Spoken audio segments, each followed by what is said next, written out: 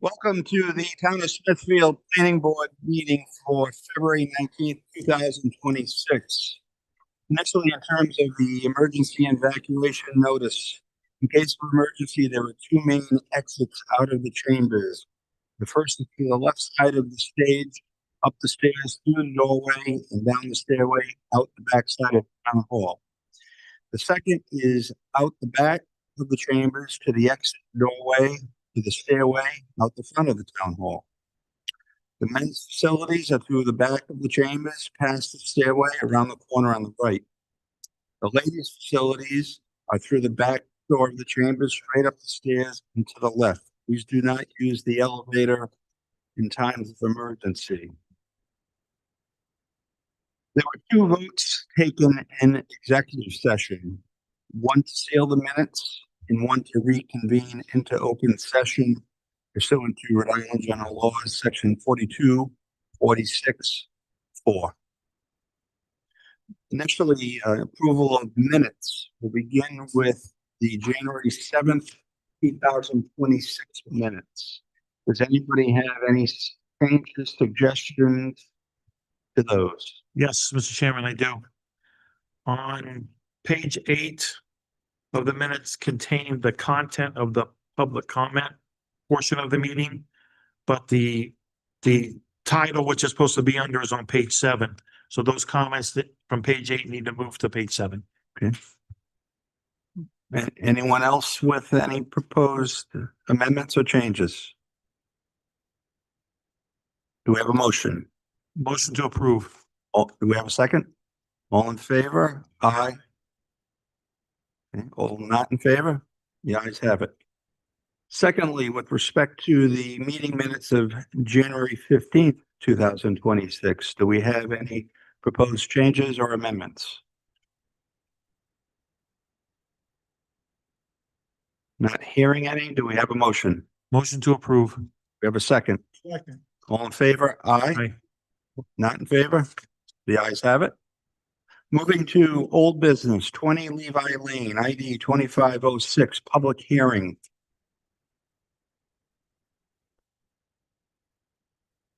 Good evening, Mr. Chairman, members of the board.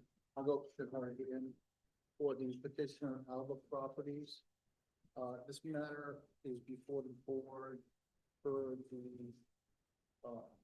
meeting in August, I believe August 2026, whereby the petition before the board was granted conditional upon the DEM approval of a wastewater retention basin. Basically, at this point, what I can report back to is there was a meeting with submissions conducted on January 22nd with DEM. The submissions were reviewed and accepted conditional upon a test pit to be drilled, excavation actually, at the proposed basin site. Prior to the meeting, I had submitted some documents, particularly sheet C4 of the progress plans, which I'm not sure if the board received. Yes. Basically, there's going to be, from what I understand, a excavation down the middle of where the proposed site is. And the soil samples are going to be tested and submitted to DEM. Assuming that the soil samples meet with DEM's approval, we should hear back with an affirmative response. If there's anything that the soil samples indicate otherwise, it's my understanding that DEM will come back to us with additional guidance. The test pit, due to the weather and the frozen ground, could not be scheduled until March 14th to allow the ground to thaw out. It is scheduled, and at that point, we'll move forward with our requirements with DEM. Therefore, what I would propose and request respectfully is an additional period of time to allow DEM to comply and do what they need to do, report back to us. Respectfully, I request another 6 months. And if the DEM responds back and we can get everything done sooner, I will notify the board and the town of the results. Any concern with, any time requirements? No, if he gets that approved, he'll be able to get it before you for preliminary planning. Any questions of the board members?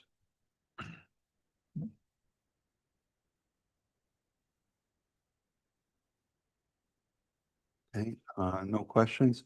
It's a public hearing, so we should open up for public comment before we vote. If any member of the public has an interest in this matter, please come forward. We're going to have you state your name, your address, and we're going to swear you in.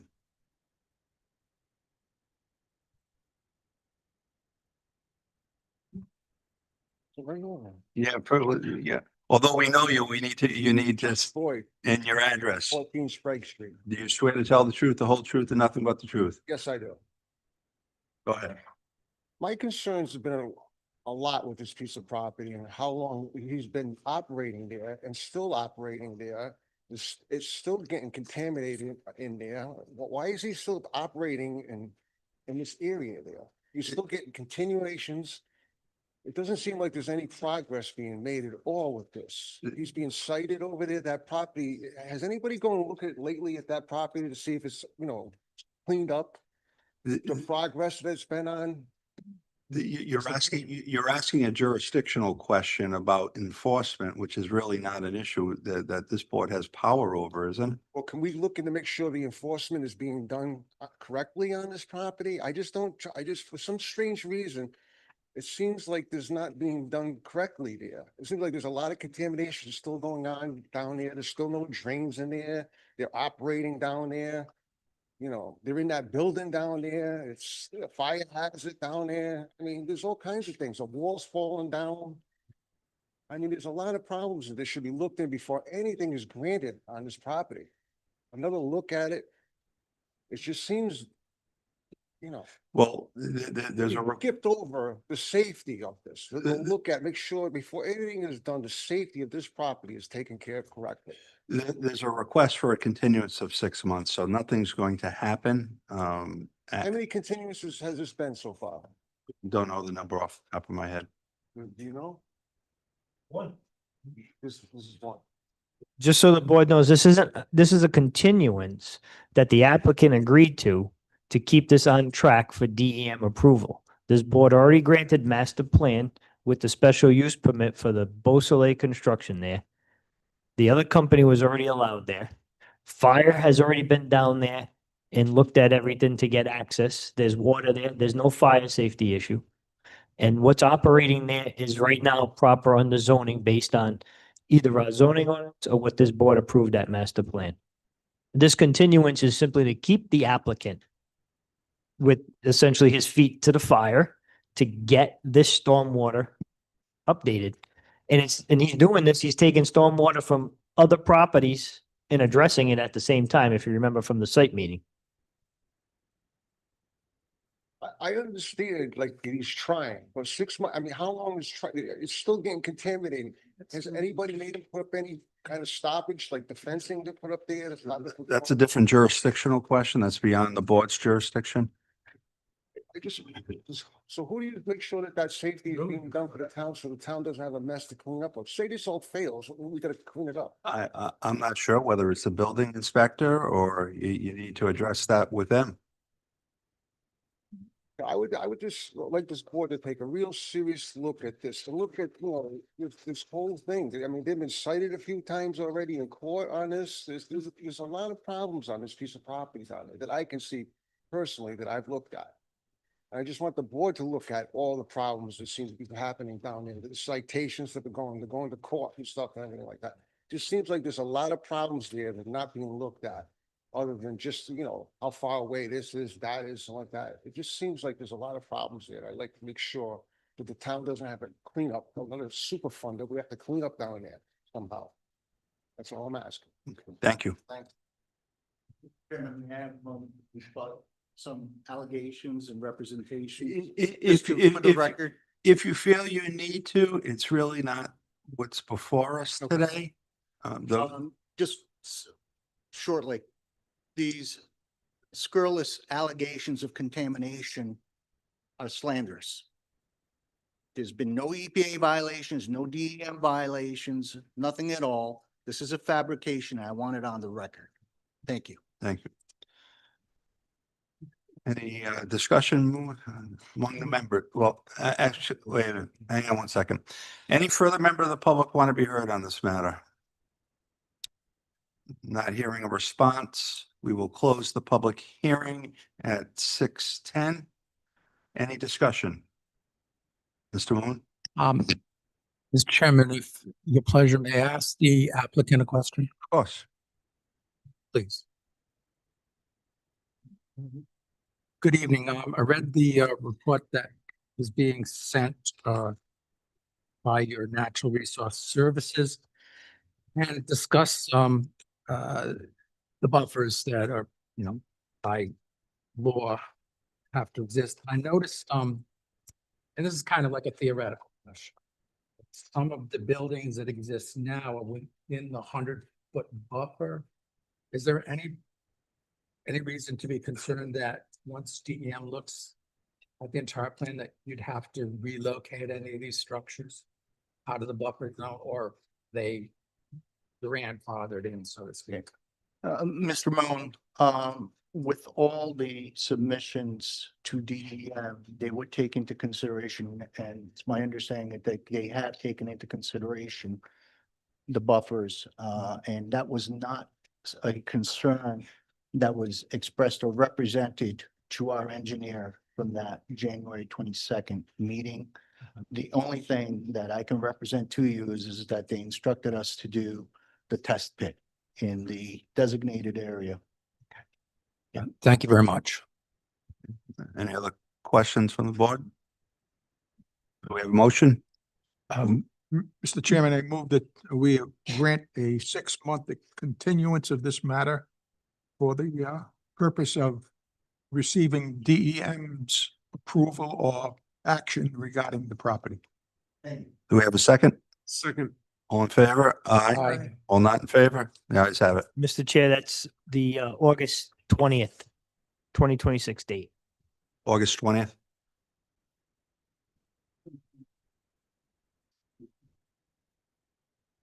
They continue to 6 months. You need 126. But I believe you said 120. That's all. Thank you. Next matter, Whipple Road, Sun Builders, ID 25-12, continuation of public hearing. Mr. Chairman, may I ask a question, please? Under Rules of Procedure number section 19, that we have a rule on this planning board that if we receive any additional documentation within a 48-hour period, the board may or may not accept it. And I just ask kindly that after explanation as to what we received, we take a vote. You would like us to take a vote generally as a policy or with respect to this, what was filed? What was filed, the action of filing additional documentation to this board? And you would like us to take a Vote vote? on it, whether we would accept it and consider it. Okay, do we have a second of the motion? Second. All in favor of the motion to determine whether we will accept the late filings? You asking for, So we need to vote on it? All in favor? aye. Aye. Aye. All not in favor? Okay, the ayes have it. Okay, so would also ask that the planning board director or his staff explain to this board what was submitted. And because I know none of us has had a chance to look at this, even though it's one page out of the plan. We've all been looking at our documentation over the past week or so, and this may appear to be something new that has changed. So, You'd like the planning board director to address it? yeah, I would, thank you.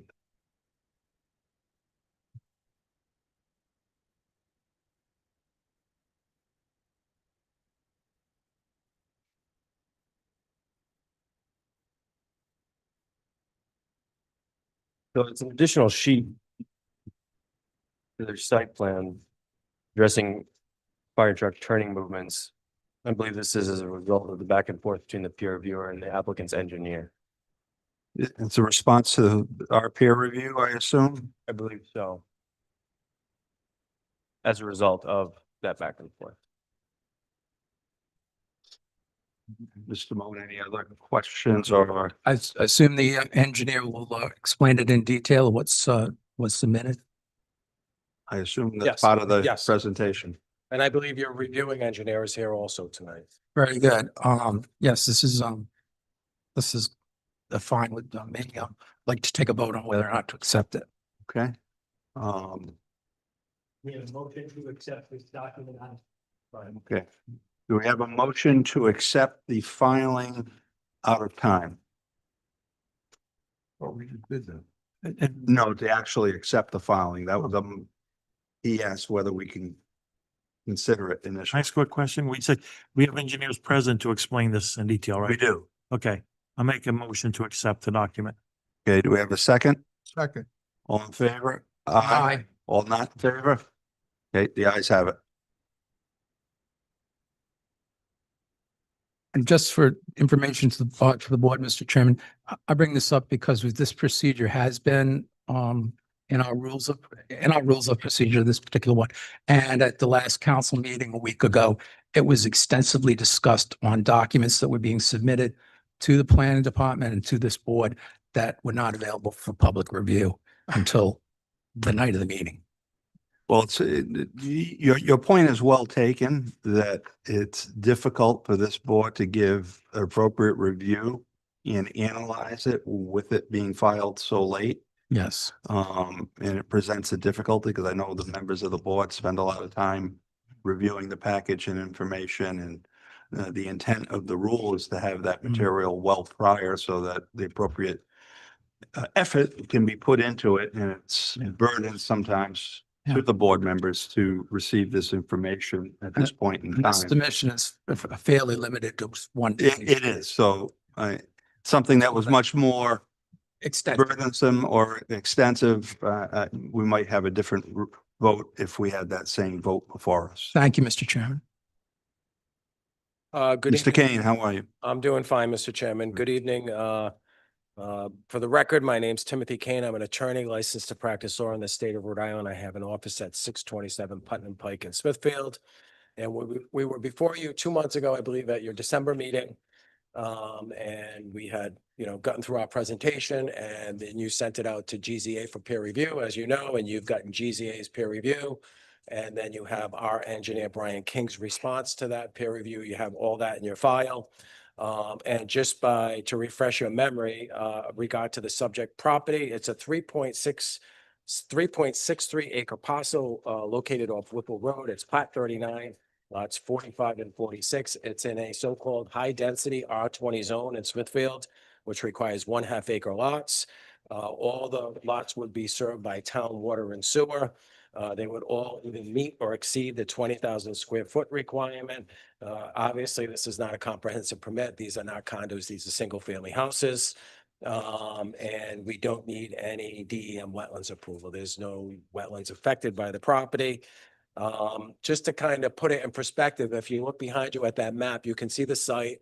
And, we drive up and down Whipple Road and we say, God, lots of changes on Whipple Road, right? There's been a lot of building on Whipple Road in the last 20 years. And I would respectfully submit to you, to me, that looks like the last developable parcel of Whipple Road. There's some town-owned, some open space across the street. The rest of it is autumn Pheasant Bridge condos. And so this is the last piece. When my client bought the majority of it, it was landlocked. And, that happened over the years, and nothing to do with this planning board, but property should not be left landlocked. That is bad planning.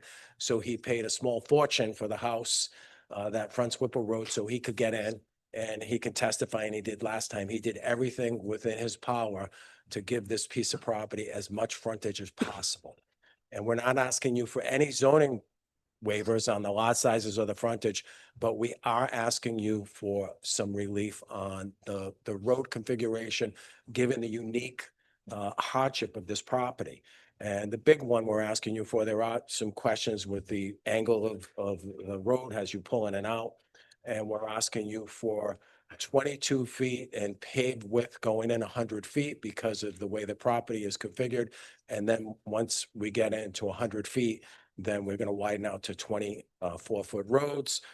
This planning board has approved numerous projects with 24 roads, for mostly private roads. And I can tell you, if you look at the TRC report, they had concerns regarding the road configuration and whatnot as a public road, because the town didn't want it to be a public road. But as a private road, the TRC report, the last sentence, we went back to a private road because we did propose a public road, is the TRC had no concerns with the configuration of the private road, including our fire department. They went through it, they're part of the TRC, and they didn't have any issues with it. You know, is it perfect? No. Is the property perfect? No, but has the engineers we'll talk about, we think you can get fire apparatus in and out of there safely. And your staff, your planning board staff has also recommended approval. And I'd also like to point out, it's kind of hard to see on that map, that several lots on Whipple Road in this immediate vicinity all have that kind of angle going out. That's kind of the lay of the land that they were created. They're not straight and flush to the road. So we're kind of dealing with the hand that was dealt to us the best we can. We obviously have our engineer here. If you want to run through the peer review, a lot of it was like housekeeping matters, right? Make a little notation on the plan, do another drainage calculation. And then the meat of, a lot of the meat of it is the angle and the site distance getting in and out of the site. So I don't know if you want him to run through those. If you want, your traffic engineer, your GZA, your peer review engineer to get up and testify. He, obviously, you've got my engineer's comments, you have the peer review and my engineer's response. So I don't know if you want us to run through the whole thing, or you just want to have you, your consulting engineer get up and respond to our comments to his peer review. That's typically what we do. And when we have a peer review is to allow the peer reviewer to give an overview of what they did, what they found, and the interaction. Fair enough. Mr. Chair's name is Tyler Jacob. If you can state your name, your address, I'll swear you in. Sure. Good evening, Tyler Jacob. Work with GCA Geoenvironmental Inc. This company address is 188 Valley Street, Suite 300, Providence, Rhode Island. Okay, you swear to tell the truth, the whole truth, nothing but the truth. I do. Okay. Oh, UIFER. if you can tell us briefly what you did in your interactions and what the end result was. Sure. So the town asked GZA to do a general engineering peer review for this design. We specifically were asked to exclude utilities and to focus on stormwater drainage and the traffic, the line of sight at Whipple Road, and the fire apparatus getting in and out. So we reviewed the design. There were some inconsistencies between notes of what size vehicles were used and what was shown on the plans. Those were rectified. And we feel satisfied that a fire apparatus would be able to get in and out. There would be some concern about the fire apparatus not only leaving their lane, but going into the opposite lane when turning. I think the last sheet C12.7 That's the most recent filing. Yes. Okay. Those should address that. As the applicant responded, that can be typical in private residential roads such as this.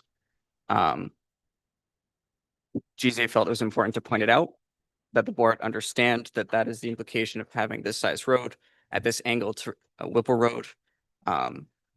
If the board finds that it can be appropriate and usable, then that's great. We do feel like for a private residential road, it can be appropriate, it can be used. As the applicant pointed out, similar roads nearby have a similar configuration.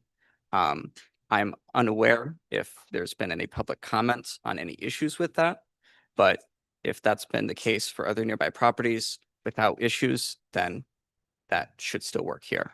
So from an engineering standpoint, you're comfortable with that, given it's a private road as opposed to a public road? Yes. How about the stormwater issue? Yeah, so in general, most of the stormwater and hydrology comments were responded to. We feel comments 1 through 8 were satisfactorily responded to. Comment 9, which was about the BMPs 1 and 2, their infiltration basins. The applicant indicated in their response to our comment that the infiltration that is occurring at those BMPs is only occurring within the infiltration footprint and is only being credited to the infiltration basins. From my understanding, that the infiltration basins in the hydrology analysis include some footprint above the weir invert of the sediment forebay. The way it's being analyzed, it would appear that there is some infiltration being credited within the sediment footprint, even though it's being noted in the infiltration basin node. This will likely be flagged by DEM or by the state permitting agency for the stormwater permit when it's gone through there. GZA does not feel it's been satisfactorily addressed, In but layman's terms, what is the significance? so a sediment forebay collects sediment at the bottom and the infiltration basin does not and allows the water to infiltrate into the ground. If the analysis were set up to say that there's infiltration in the sediment forebay, that would not occur long term because there's sediment being added into there and it would clog up the bottom to not allow the infiltration that is being analyzed. So if the infiltration is only occurring at the infiltration basin, that's not a problem. That's what we expect. If there's any infiltration in the analysis that is occurring in the sediment forebay, that is not necessarily going to occur long term because the bottom's going to get clogged up. How would you address that issue? Because in the analysis, there are 2 separate nodes, one for the sediment forebay, one for the infiltration basin. It would be to make sure that only the volume of water in the infiltration basin is counted in that node and the same for the sediment forebay. It's to ensure that they're separated and analyzed separately, so there's no issue. The applicant in their response indicated that they did that. They say that above the weir invert, they can include that volume and surface area in the infiltration node. GZA's experience is that is not necessarily allowed or it is not best practice. Again, this is something that is a state regulatory issue and would be flagged by DEM or the state regulators when it goes to that state permitting. So is the concern more about discharge into wetlands?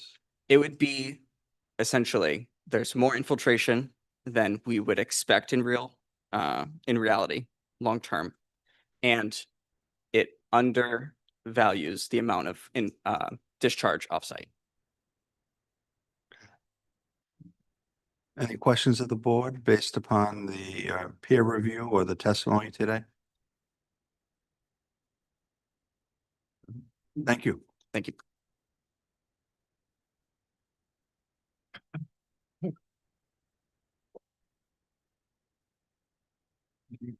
And state your name, your address, and I'll swear you in. Good evening, everyone. My name is Brian King from Crossman Engineering, 100 Jefferson Boulevard, Warwick, Rhode Island. And do you swear to tell the truth, the whole truth, nothing but the truth? I do. I do understand what the reviewer was mentioning about the storage. And I am very sure that we did do it correctly. That you And did do it correctly? We did do it correctly. So if I can, I'll do the best I can to describe it. So we have an infiltration basin shaped like this. A small portion of that is a sediment forebay. And that sediment forebay is sized to be 25% of the infiltration water quality volume needed. So it's a little section of of the sediment, of the infiltration basin. When we did our infiltration volume, we just took the bottom of the infiltration basin. And then as the slopes of the basin increases, we increase like every elevation, the basin gets bigger. So we excluded the portion of the sediment forebay, which was sized based on the DEM requirements. Now, once we get above, because what happens is sediment forebay is a certain volume that is from the side slope to what we used as a curb. And then once the stormwater keeps coming in, because that's the initial location of where the stormwater enters the basin. Once the stormwater gets to a certain height, the sediment forebay here is sized for the sediment, any sediment that's in the water to settle. Once it gets above that curb, it spills over into the infiltration basin. So we took the volume of the infiltration basin, and then once it gets above the sediment forebay, because the sediment forebay does not extend all the way up. That's the way that we've designed it. We've submitted to DEM on multiple projects, and we've gotten approvals. And so the volume is just the bottom of the infiltration basin, but as you get higher above the sediment forebay, it does include the wider portion of the stormwater basin. So, I mean, this is also, as GZA had mentioned, this is something that the stormwater design is really what DEM focuses on. So, in the past, this is how we've designed it. We've received approval. I mean, if for some reason they comment on it, we'll modify it. We need the DEM approval for the final plan submission. So that's what we'll do. We feel we did it correctly, and we will certainly adhere to the DEM review, which is really the ultimate body that provides the approval for these stormwater designs. Okay. The other thing I'd like to say is it was me that that sent that plan today to staff, and I apologize. I didn't mean to cause confusion. It was really just to provide additional clarification of really what we already provided. Now, what we had provided before on sheet C12.7 was on our revised plans in response to GZA's comments, vehicle turning movements and fire truck turning movements. I noticed that the fire truck was a 40-foot length. And I'm like, oh, it would have been nice. Because when we had discussed it with TRC, we were talking about 43 feet. So it would have been nice if it was a little, if we had shown it larger. So we ran the auto turn program for 45-foot because there is no, in the auto turn program, there actually is no 43. It's. Sorry, can you Well, speak louder? Can you speak to the Oh, mic? there? sure, sorry. In the auto turn program, which is used by engineers to evaluate turning movements for different type of vehicles, different size vehicles, we had prepared plans with the original submission, and I think maybe it was you that had questioned some of the movements of the vehicles. So we did take another look at that on the revised plans. In fact, we did modify the proposed road entrance width.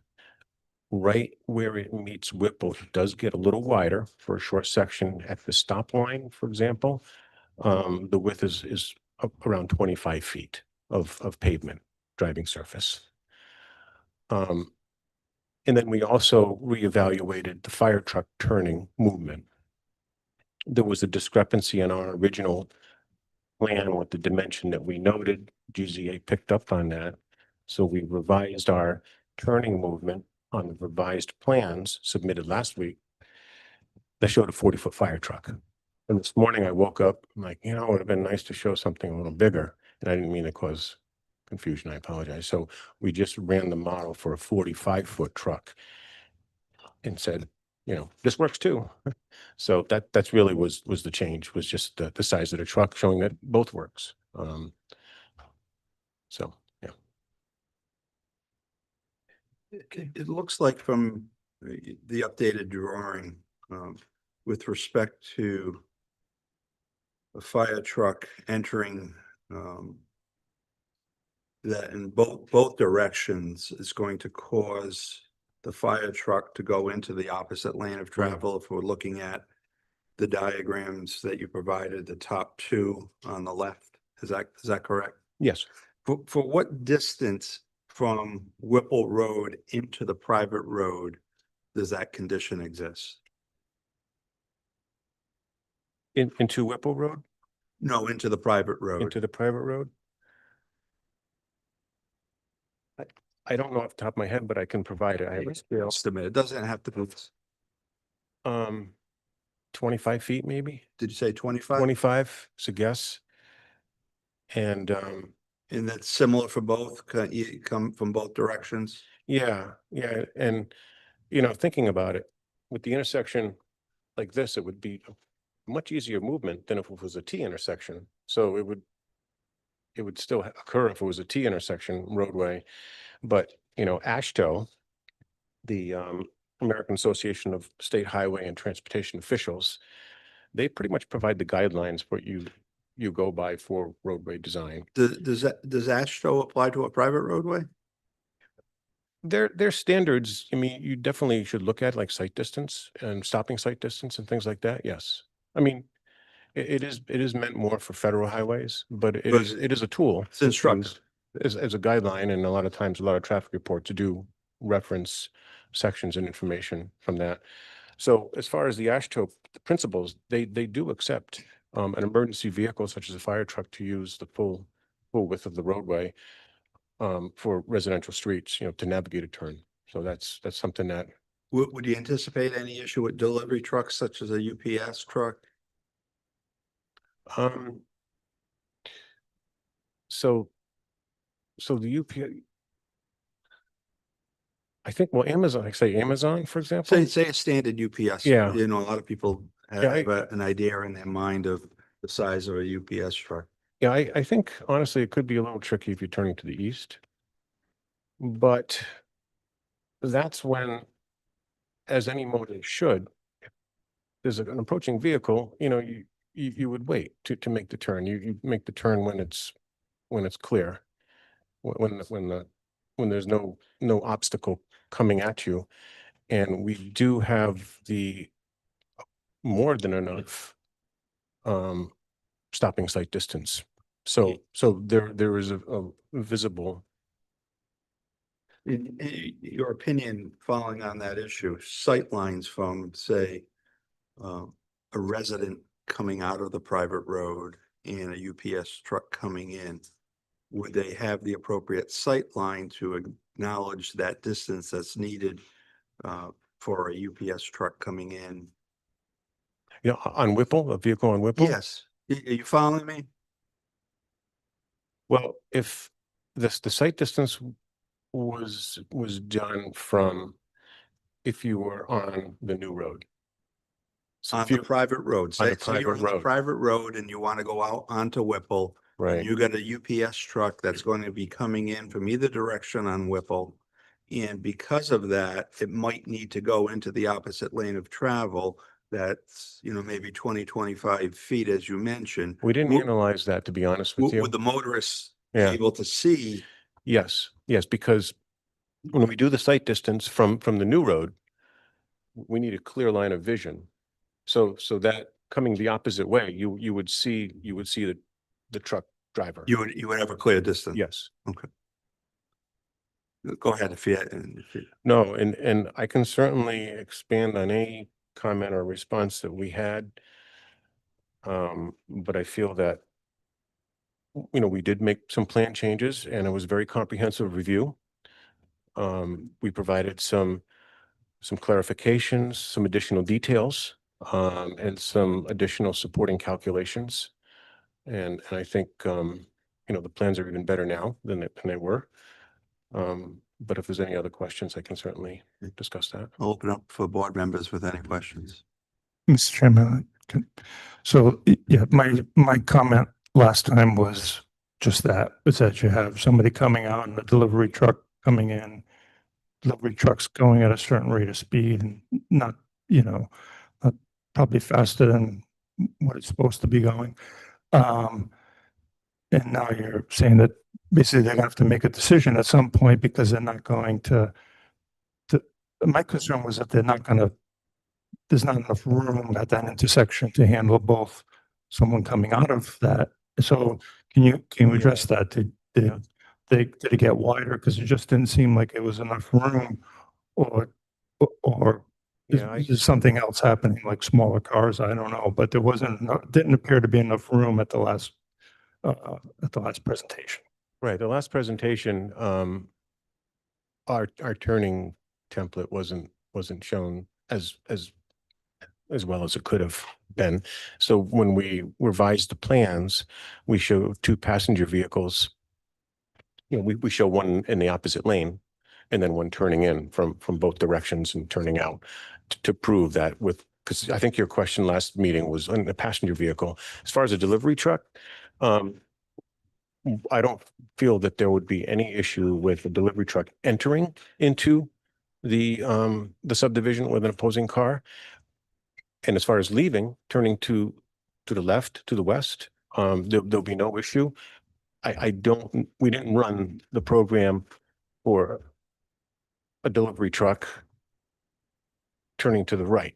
So I think, yeah, we didn't run that, but that's the only area that that I could see where the driver would want to make sure there's no, the pulling out driver, the vehicle, truck, whatever, would make sure there's no opposing, and they know what they can do. You know, they know what they can, what they turn and yeah.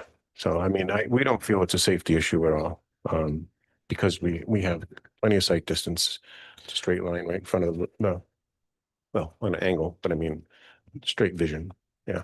So what you were saying as far as the recent document that was given in the in the document that was in the packet, both dated and with the revised date, which I've always been told should not be the same. If you're going to revise a document, there should be a new date on it. That the only thing different between the two are the size of the vehicles graphically. The one that I submitted today, and I apologize about the confusion because I was thinking it was more for staff, but by right, it should go to the planning board.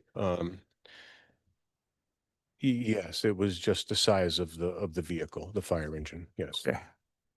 All right, great. Just proving that works also. Yeah. Okay. Thank you. Any other members of the board with questions? With no questions, we'll open up for a public comment at 6:42. Any member of the public that would like to be heard, please come forward.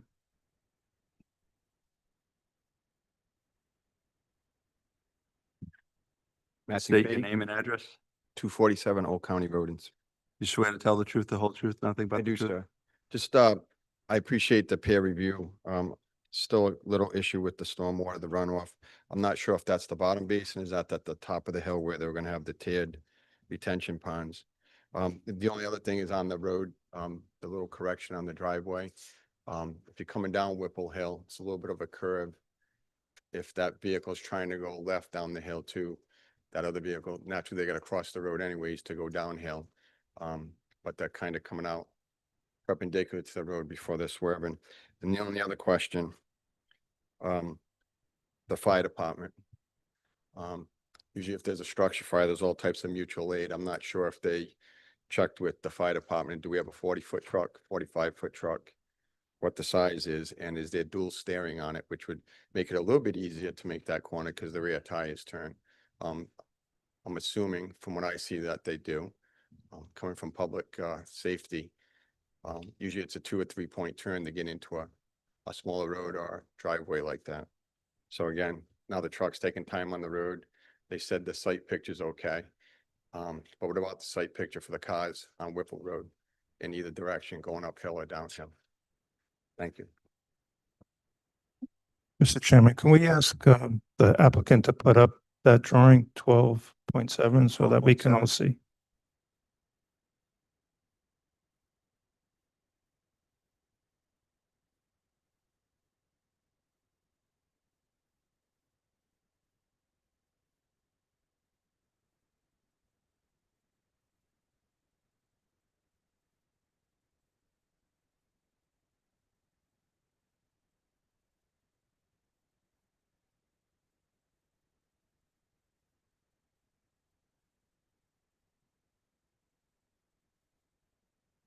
Thank you.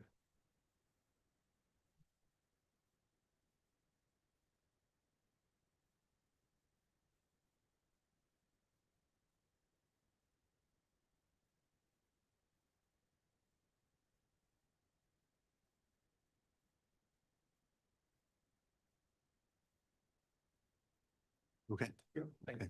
Mr. Boyd? Charles Boyd, 14 Sprague Street. You swear to tell the truth, the whole truth, nothing but the truth? Yes, I do. First question is, the last time I was here, I asked the board if they do a site visit. And if you look at the minutes, I thought we agreed to go and have you gone to look at this? 'Cause this is a major problem. Look I at- don't, I think we said that we weren't doing a site visit and that if anyone wanted to drive by, they would. All right, just as, all right, just as a that's- concern, I think this board should do site visits right off the bat. I've been a perfect advocate of this because this is too much. He says, she says, he says, she says, looking at, without personally looking at this yourselves. I think it's very dangerous not to look at it yourselves. Personally, that's my opinion. I'm Well, making my opinion on this. you're a former member of this board. And I you- always want to go on site visits. But not every matter had a site visit. My point was, it should be in the rules, it should be mandatory, I in my opinion. I'm just saying, Okay. I know it's not, but in my opinion, it should be. That's just saying, for safety reasons. That's all I'm saying. Because this, I live in this town, I drive by there, I go up and down that road, visit friends of mine 4 times a week, 5 times a week. And Mr. Kane is right, the roads all are that way, and they are, but they're all dangerous too. Vernon Drive and stuff, there's accidents there all the time. I understand that all those roads are all like that, but it's like to keep repeating the same, insanity and making the roads that way. That's the point I'm making on that. But I think you should look at this. And your point about the trucks going out and UPS, this day and age, UPS and the other companies, they go down my street 30 times a day. Those trucks are long. At Amazon and stuff and everything. They just, that Amazon, they're constantly down there. So I think you're right about that. That's a big concern because that's gonna be not 1 a week, 2 a week. It's gonna be like 3 a day with that kind of stuff over in there.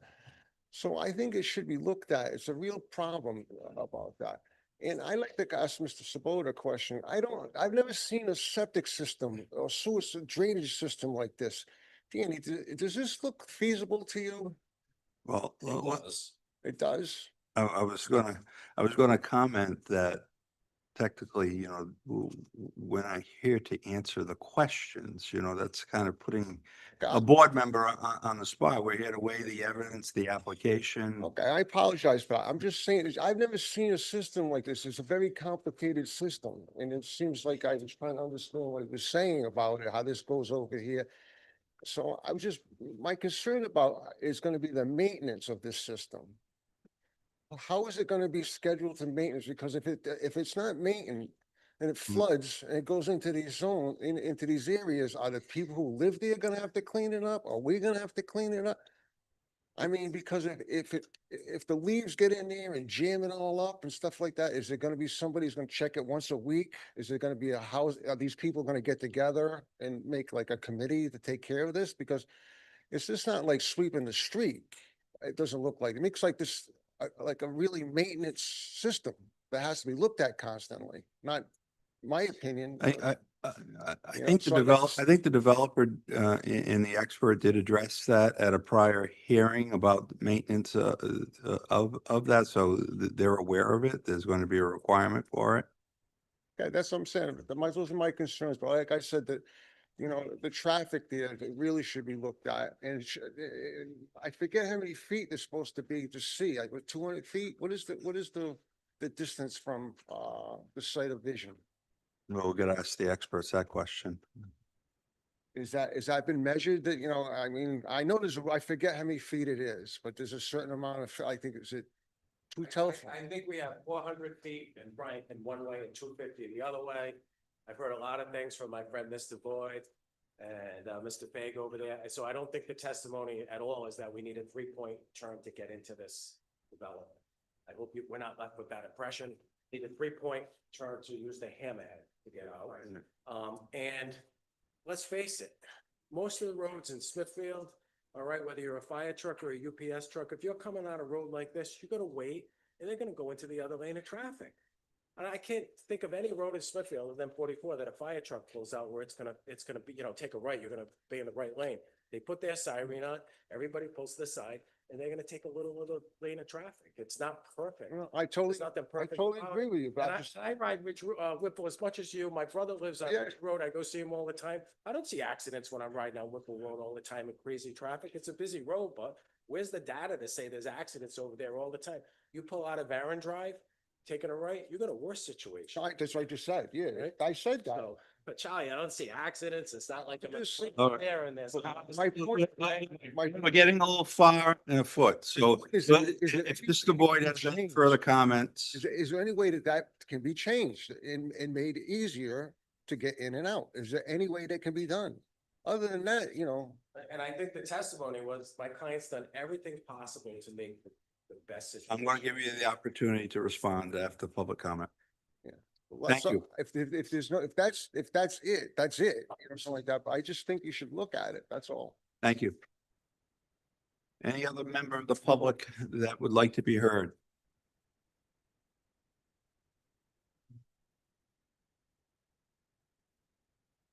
Hello, My name is, my name is Celeste Ledford, and I live at 16C Pheasant Run. okay, do you swear to tell the truth, the whole truth, and nothing but the truth? I do. Ledford. My condo is right behind the site where the proposed condo development will be. I've lived there for approximately 10 years and love that my yard feels like a woodland retreat outside my back door. It's very disheartening to learn that the peaceful rural environment that I brought my home for could possibly be replaced by another condo development. The rapid overdevelopment in this area is concerning as it will potentially have many negative impacts on our neighborhood, such as drainage and stormwater runoff, erosion, long-term effects on infrastructure, environmental impacts, changes to neighborhood character, just to name a few. As the proposed development will be on a hill, it will intensify surface runoff, accelerating both flooding and soil erosion, which will compound the current drainage issues for Pheasant Ridge. The removal of trees and green spaces will further disrupt local ecosystems and push wildlife into surrounding residential areas. With the new condo development at the entrance of Pheasant Ridge, known as West River Estates, along with this proposed development, it will increase traffic on Whipple Road, which will make the area less safe for cars, pedestrians, and children. As the economic growth continues, the town will need to ensure that the new projects will not negatively impact long-term sustainability of the water, sewer, and electrical supply, and that the existing infrastructure will be able to handle the additional projected gallons of water that will be needed. In conclusion, I strongly urge the town to reconsider this proposed housing development. I believe that another housing development in this area is not the right fit and will be overcrowding the neighborhood. Thank you for your consideration. Thank you. Would anyone else like to be heard? Mr. Chair, your peer reviewer wanted to make a comment about that design up there. I think he didn't, he just wants to mention something about that. All right, let's do that after we close the public hearing, which will now be closed at 6:50. Oh, I didn't hear him. I didn't see him. Hello, my name is Charles Boudreau. I live at 8A Pheasant Run. Okay, you Right, swear to right. tell the truth, the whole truth, and nothing but the truth? I do. Boudreau. My main concern, again, as she said, was the runoff. We've had the engineers at Pheasant Run numerous times blaming us for flooding out Landon Road down the street and Fenwood. Now, we're absorbing all this cost right now. What's gonna happen when they build this on top of ledge? And nobody's gonna say it's not ledge. because there is ledge there. We're gonna get inundated. It costs us tons of money to clean our drains out. It costs us tons of money to keep our roads going properly. I mean, it's a half a mile in and a half a mile out. So I mean, alls I would ask is, I see the blueprints up there. I don't see the drainage blueprints. Do you have them? Well, Could you show me that, please? You gotta address your comments to the board, please. Okay. But there was a prior hearing where these issues were discussed, but Okay. we'll try to have that addressed for you. Yeah, I mean, what I don't need the engineers coming to us again and telling us that we're drowning out 2, 3 houses on Land Road. I mean, you got Shadow Brook right next to us. I don't know what to say with this anymore. I mean, has there been a traffic study done on Whipple Road? I mean, it's terrible trying to get out of there. I mean, and I live the first house going into Pheasant Run. So I see all the traffic, I hear all the traffic, and it's brutal. And they don't do 10 miles or 25 miles an hour what the speed limit is. So I just want to know, is there a traffic study done? Is there going to be one done? Because that Whipple Road is very busy right now. And it's been busy for the last 5 years. And I know a couple of you gentlemen do, and ladies, excuse me, but do go up and down Whipple Road. I know it from the last meeting when we did West River. Okay, I was for West River. This, I'm against it. Because I know we're going to get inundated with flood. We already have problems. We don't need any more. So I would like you to consider about having a traffic study done on Whipple. Because there is a lot of traffic, especially in the morning and in the evening. Thank you. Okay, thank you. Any other members of the public that'd like to be heard?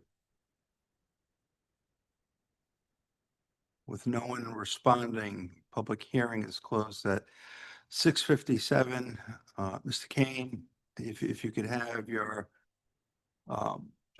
team address those concerns of the last witness, if you could. Well, I mean, I don't know where to start with drainage. You have a full set of drainage plans. Well, It's been thoroughly reviewed by GZA. It's on record. Anybody can come in and look at them. And GZA had one comment, which we addressed, and DEM is going to be the ultimate arbiter of that as far as drainage. They're going to issue the RIPD's permit. Again, putting it in perspective, it's the last piece on Whipple Road. There's no question Whipple Road's a busy road, but my client has the right to develop his property within reason. It's zoned R20, all the lots equal the 20,000 square feet or exceed it. It will be served by town water and sewer, so we're not worried about well and septic systems being close to each other. We're down to one issue. It's not a perfect situation, so he made the best of it he could. The one issue that I keep hearing is when large vehicles pull in and out of this road, just like other roads on Whipple and other roads in the town, and they're gonna have to look both ways, they're gonna have to wait, and they're gonna take a little bit of the other lane. And I would respectfully suggest you, that's not uncommon. That happens with large vehicles. That can be addressed with, it's a fire truck, they have a siren on, we pull to the side. If we have to back up when we see it, we back up and pull over to the side. I would respectfully suggest you that is not grounds to deny this. I think this is overall, it's a good project. It meets the comp plan. It fits in the character of the neighborhood. And I would ask you give it your full consideration. My client did Country View Estates right down the street. He did the same type of drainage, 2.1 acres and 12 condos on it. It never had a problem with his drainage down there. Not one bit. It's maintained, it's done right. And he will do the same thing with this project. And I would ask for your approval. Thank you. Did Mr. Jacob want to come back for a moment? Hi, good evening. I just wanted to clarify the filing that was submitted, I don't know if it was today or yesterday, which was another revision to sheet C 12.7. Before it was put up on the board, I didn't review it. GZA did not receive it or review it before coming to this planning board meeting. Any of my comments earlier were referring to the revisions that were submitted, I believe, a week or two ago, which was the revisions for the full plan set, which had a 40-foot fire truck apparatus shown there. And you had the opportunity, like the public, to see what's been posted. Yeah. Any obvious concern from, without having a chance to look at it in depth, from what was posted?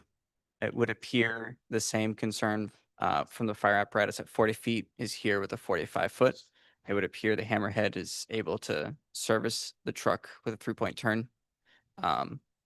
And I think we didn't necessarily analyze for any other type of vehicle other than a passenger vehicle and a fire apparatus.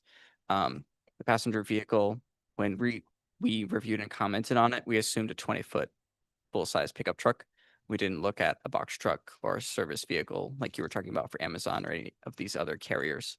Our comment said that at some point, a 20-foot passenger vehicle turning right onto Whipple Road would cross into the oncoming traffic. We assumed that a longer vehicle would have the same problems and crossing into the other lane. Thank you. Yeah, Oh, you got a question? please. Yes. One of the public mentioned the presence of, did he say ledge? Yeah. On page 2 of your report, you discuss soils on the site are mapped as Canton and Charlton, consisting of fine gravel and loomy sand. The site does not contain wetlands. And in the back, where you have your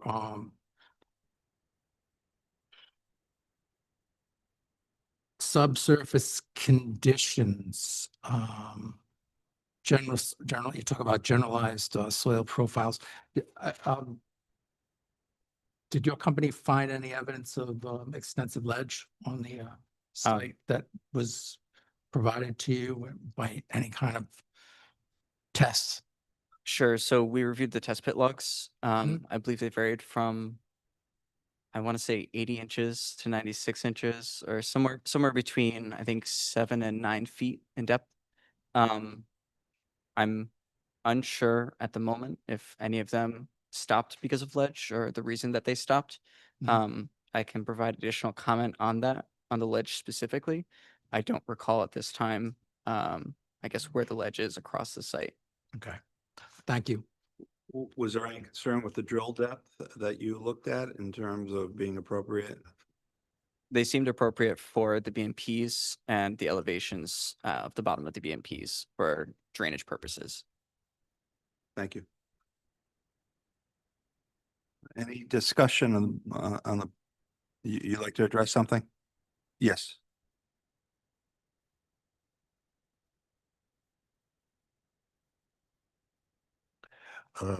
Brian King, Crossman Engineering. So I'm a licensed soil evaluator with the state of Rhode Island. And I was actually out there doing soil evaluations for the stormwater design. I believe it's on sheet C1. I have the soil evaluation data. We didn't find any ledge. I mean, there's some big rocks out there, no question about it. But we dug as deep as we could with the machine, and we didn't. I don't think I noted any ledge. We can see that because I would have noted it on the soil evaluations, which I can check. But no, we found big stones, no question. But we only, we went, I'd have to 9, maybe 10 feet, I can tell you right now.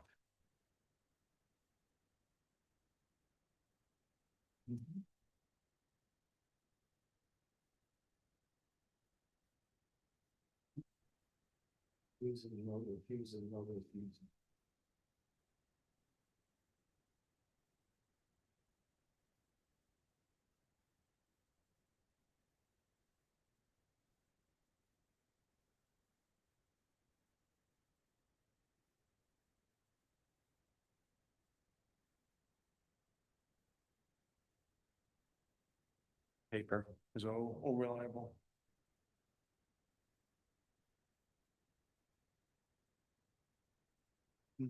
Okay, we did 4 test pits. The total depth was 120 inches, 10 feet, 128 inches, 120, 120, so 10 feet and a little deeper. And there was no refusal that we found, no ledge.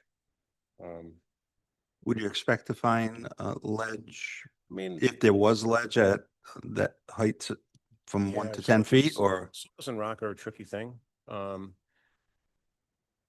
We can only see what we dug down 10 feet, 10.5 feet. And this was mostly for the stormwater design, but it was sort of peppered around there's only 4 test pits, but it was different locations throughout the subdivision. And it was the lower soils was sandy gravel, some fines. But texture wise, we call it loamy, but it's not topsoil. But that was good soil. It was good soil for stormwater drainage. Any questions? Thank you. Any discussion? We have a motion.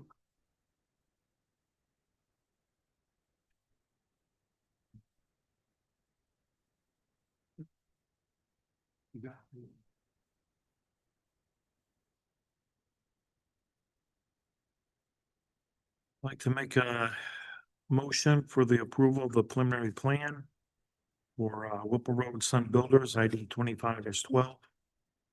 There are no variances or you're not asking any requests for anything.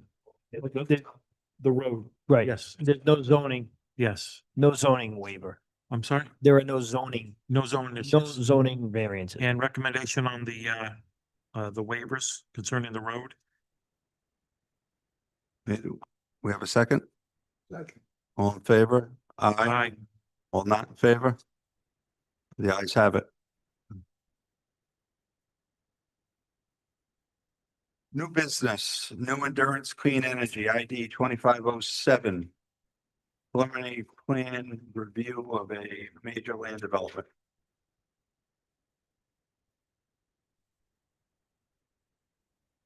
Mr. Chairman, just would like to make a motion in regards to, again, some, changes to a plan that was submitted for review. The changes came in this evening. I believe they were, requested by our town planner, to, Hang on one. Yeah. Let's let the public clear.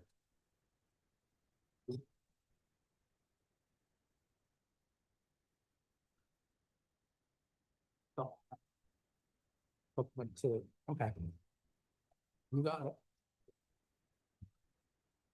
There was supplemental information provided to this board this evening. I just would like to make a motion under our rules of procedure to accept this supplemental information. It consists of just one plan to clarify some boundary lines. I'd like to make a motion to accept it. We have a second? All in favor? Aye. Aye. All not in favor? The ayes have it.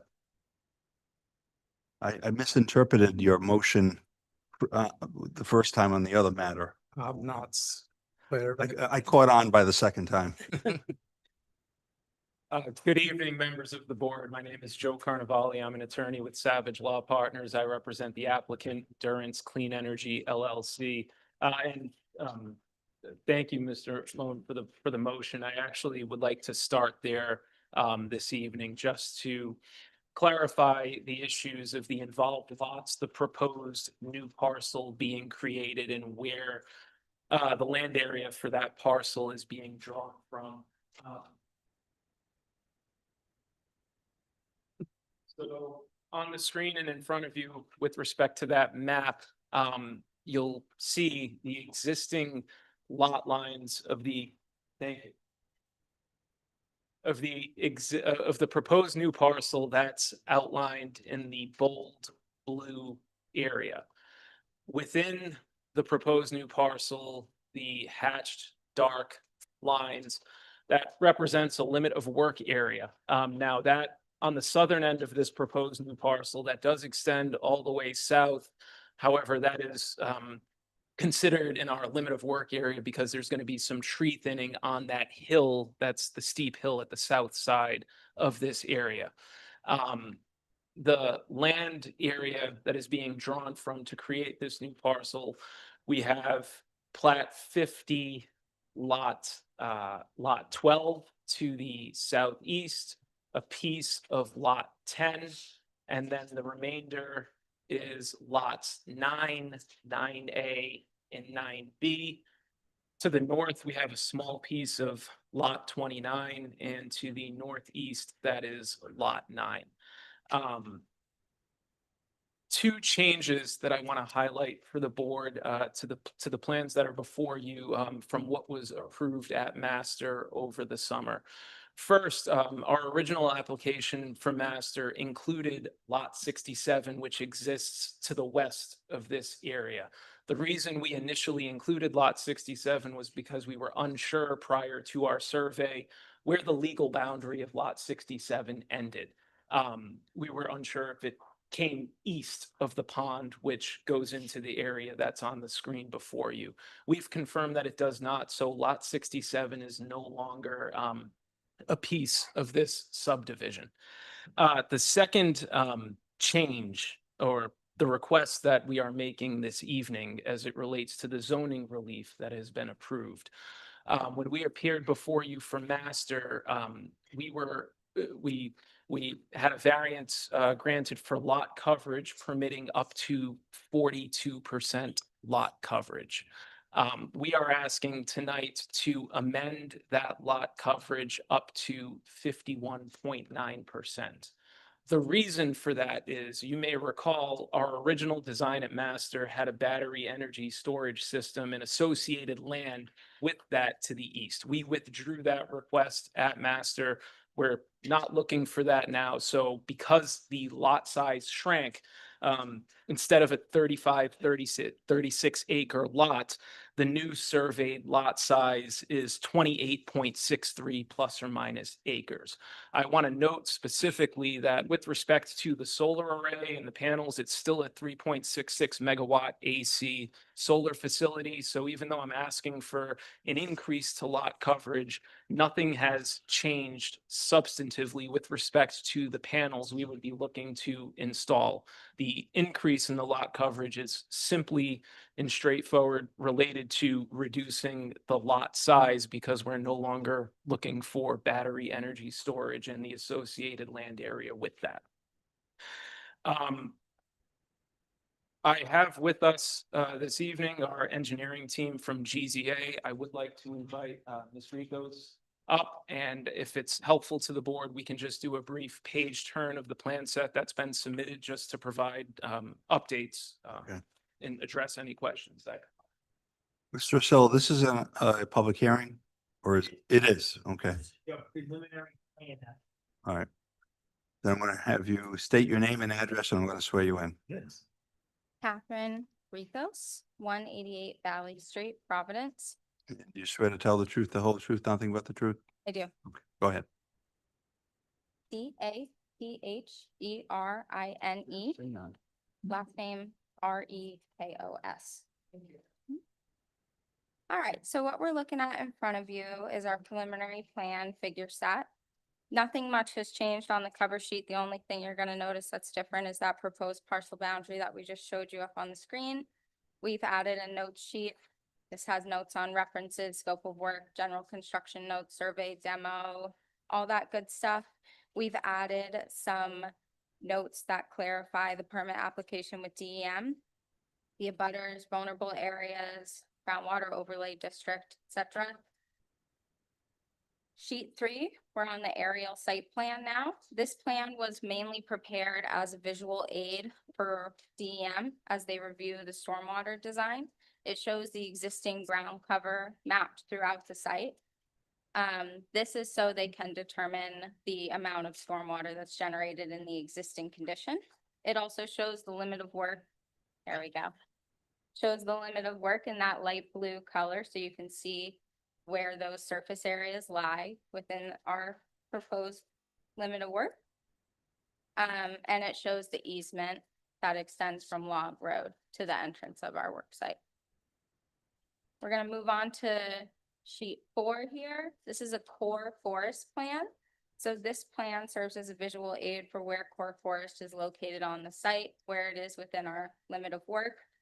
The core forest limits were obtained from RIDEM's 2020 ArcGIS core forest layer.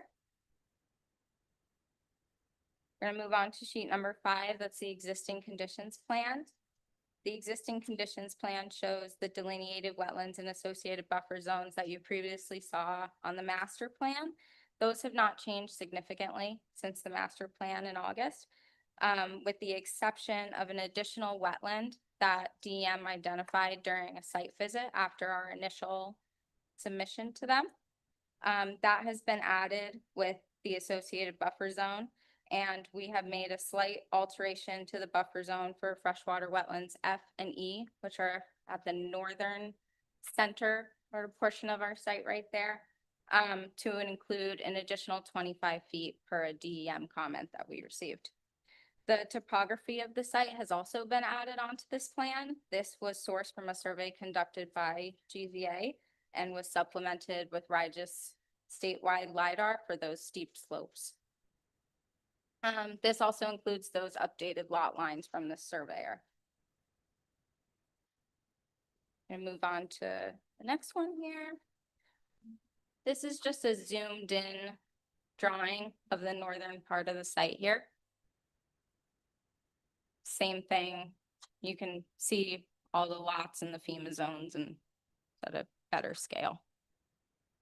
And then as we move on to 7, it's the same thing for the southern portion of the site. And there's that additional wetland that we were talking about earlier. We're gonna move on to sheet 8. This is our exploration location plan. So this plan shows the locations of test pits that were used for geotechnical evaluation. GZA conducted the soil classifications in those test pit locations. Most of them were 8 to 10 feet in depth. We're gonna move on to 9.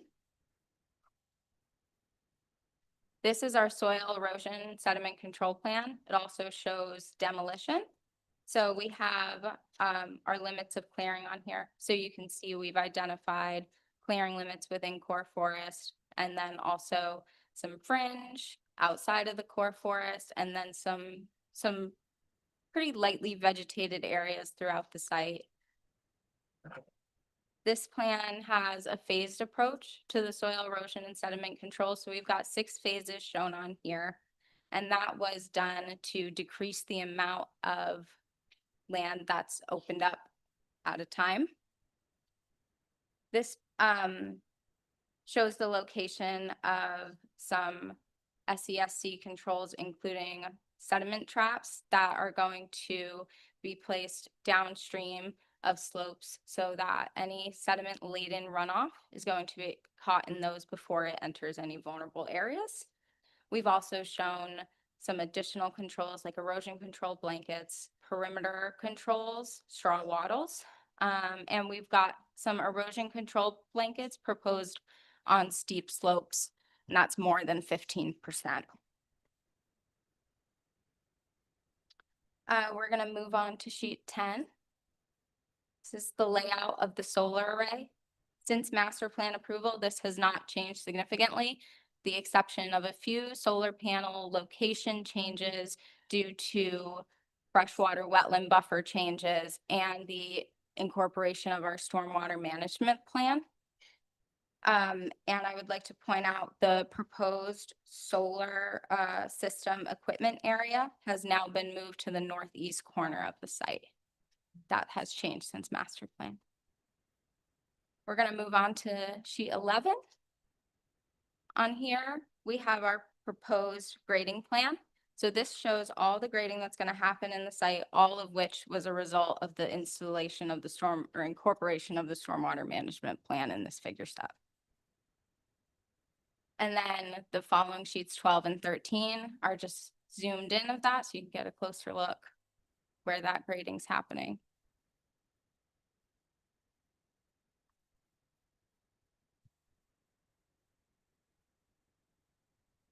Then on sheet 14, we have the proposed stormwater management plan. This has changed significantly since the master plan. The stormwater plan now consists of grass channels, an infiltration basin, some crushed stone areas, a qualified pervious area, and a sand filter. We also show areas of proposed topsoil and seed. We're using that to treat the water quality volume per Rydam freshwater wetlands solar array guidance. This design shows that we aim to not concentrate groundwater flow towards the Superfund site. And the crushed stone areas will not greatly alter existing infiltration rates from the stormwater runoff. This also shows how we are trying to maintain existing flow patterns. So we're trying to follow the existing grade of the site to minimize any disturbance. We're going to move on to 15. This is our site restoration plan. So this shows the final surface cover conditions that we are proposing for the site once construction is complete. The stormwater management areas will be seeded and vegetated. And then we have some areas that are those proposed crushed stone areas. And we also have that loam and seed that will have grass cover. I'm going to move on to 16. These are just some soil erosion sediment control products and their details.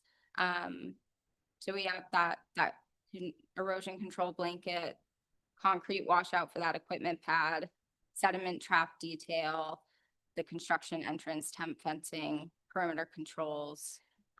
That's all on here. We're going to move on to 17. It's the electrical and mechanical system details. So we've got a site overview, the equipment pad location shown at a more favorable scale there. And the interconnection for the utility poles, which will be happening on Log Road. And the electrical system proposed to service that solar array. Gonna move on to 18. These are the details for that stormwater management system. So we're providing typical and some to scale cross sections for those proposed stormwater management BMPs. You can see our outlet structures, the qualified pervious area treating that concrete pad, and some sediment depth markers that we're going to install in the BMPs themselves so we can have an accurate maintenance plan. We're going to move on to 19. These are some miscellaneous details. So, we've got some fencing. We have a pervious road detail on there. That's for the access to the concrete equipment pad. We have some restoration details, so some loam and seed and the electrical conduit installation. Going to move on to 20. This is the existing conditions watershed map. This is prepared for DEM review. It shows the existing watershed boundaries that are delineated based on existing site features and site topography. We're showing flow paths consistent with existing conditions and the final destination for where that stormwater runoff is going to end up, which is all the adjacent wetlands surrounding the site. We're going to move on to 21. So this is the proposed conditions watershed map. Again, this is prepared for DEM. We've got the watersheds delineation based on that proposed topography and the proposed stormwater management practices that we are proposing to put in. Again, we're showing the flow paths for each of those and how they end up in the adjacent freshwater wetlands. Lastly, we're going to move on to 22. And here we have a cut fill plan. We do have FEMA flood zone A. They don't report a base flood elevation located on the site. And this just shows that we have no net fill, we're net cut. So we are within the regulations for Rydam freshwater wetlands rules on floodplain compensation.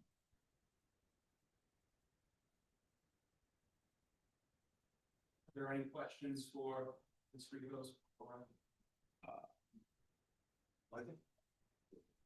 Okay,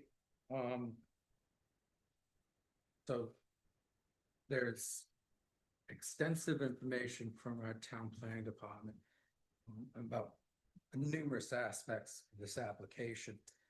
But I just have a couple of quick questions.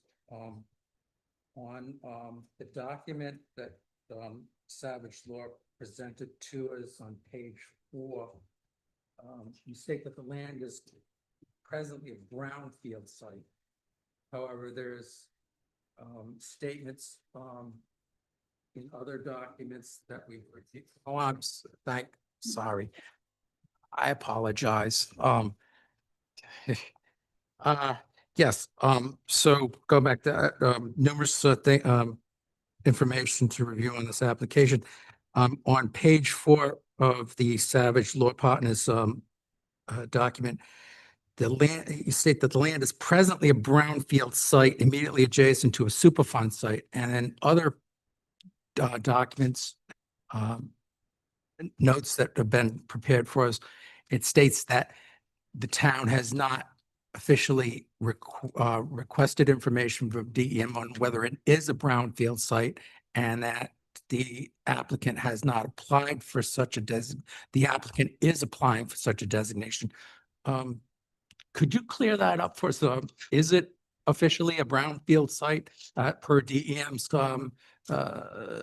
determinations?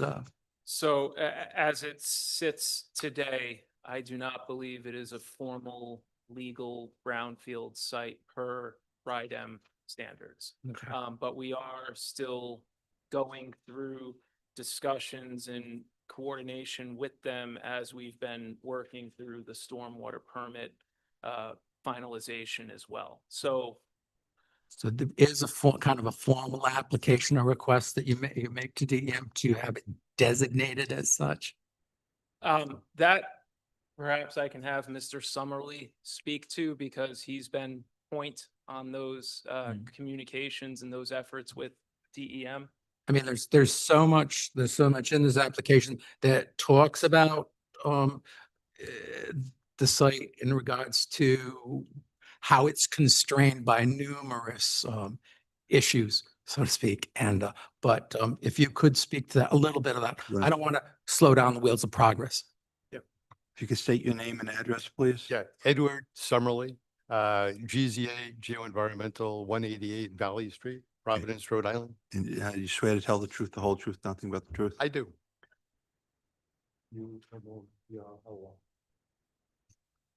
If you could address those Yeah. concerns. So I've been dealing with this site on and off for a number of years, and a lot of this comes down to how the parcels are currently owned and how they're going to be owned in the future. But for the purpose of the submissions that we've made to DEM, particularly with Core Forest and with Gary Jablonski in the Office of Sustainable Material Management, they consider it a brownfield, but it doesn't have that formal designation yet in terms of the bona fide prospective purchaser agreement that you're going for. When we did the Core Forest application, they considered it a brownfield, and they indicated that in their response to us. Typically, a site like this, to be a brownfield, would have, test pits, borings, wells that showed contamination. Here, we don't really have that on the parcel that we're identifying for this development, but it's adjacent to the known Superfund site, and there's a prohibition on the use of groundwater. So you can't develop it, you can't install residential supply wells, that kind of thing. So for all intents and purposes, it kind of behaves like a brownfield in DEM's opinion. Thank you. Can I ask one more question course. and then Yeah. come back to some other stuff as we? No, well, yeah, ask whatever you'd like. So the Core Forest designated mapping by DEM, they've stated that it's permissible to remove 100,000 square feet of forest can be cleared.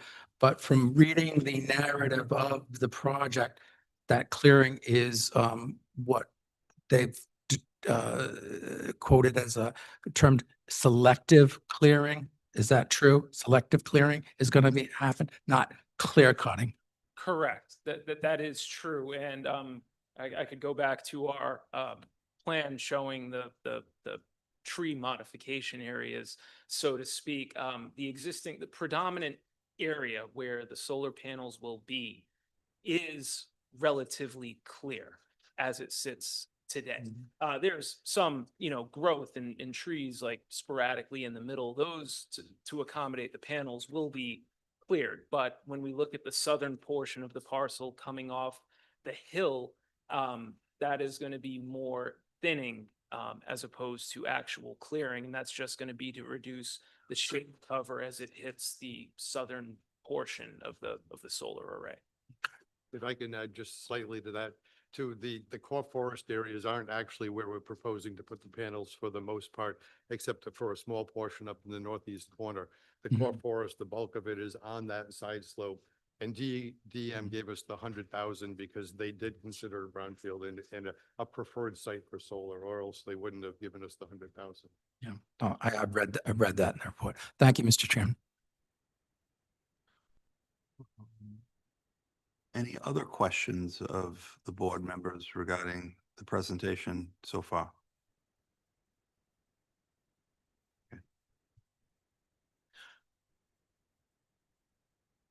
Do you have another one? Okay, so,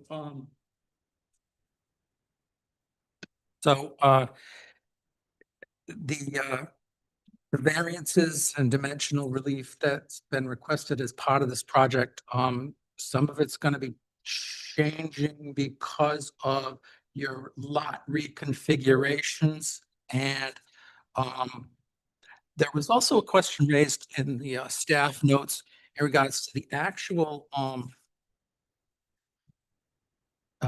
motion that was written and approved, by the board and the chairman and recorded, I assume, where there was some concern on the part of the staff that not all of the variances were actually approved by this board. And I'll read in the last paragraph, whereas member Yocum made a motion seconded by member Rotella to approve the master plan for endurance clean energy solar array with no battery storage or equipment as part of the plan. Also, confirmation of FEMA flood changes would be part of future going forward. The zoning relief of 15 feet for the northern portion, 50 feet or everywhere else for the zoning variance of use. But the density was not part of that. And also hang on a second. There was question on buffers and frontage and lot coverage. So how say you to that? So I'm happy to hear from Attorney Ursillo on this as well. So my position with the wording of the motion is, it's the motion to approve first and foremost the master plan. The requested zoning relief was a part of the master plan. My interpretation, the individual call outs of the 15 feet and the 50 feet, I think that is individually called out in the motion because those were the pieces that, if you recall, we modified on the floor. We were originally, our original master plan application, we were seeking 15-foot buffers all around, and we ended up tailoring it back to 50 on the west, south, and east. We remained with 15 on the north because the principle of endurance is also the principle of the property owner to the north. And he had no opposition to a 15-foot buffer there. So my perspective is that all of the original zoning relief with the modifications specifically called out was in fact approved. And to the extent I would suggest if that's an issue now, perhaps just to, be belt and suspenders, part of the motion that might be made tonight, we just recapitulate all of those other pieces of the relief that was prior requested, do it again so that there's no doubt left in anybody's mind. Yeah, in particular, the lot coverage Right. has changed. We know that, and the plan director has noted that as part of our, if we see fit to approve the preliminary, that we should check to make sure that any changes are clearly delineated for the public. And correct. And I'll just add, and I didn't mean to cut you off. I apologize. everything else has been designed with the plans before you in accordance with the relief we believe we had from master plan. So nothing else other than the lot coverage. That is the only formal update we are asking for tonight. And again, just belt and suspenders. There's no change. There has been no change to the actual solar area itself. That lot coverage increase is simply by nature of removing the prior, the 8 acres or so we had to the east where we previously had shown a battery energy storage system.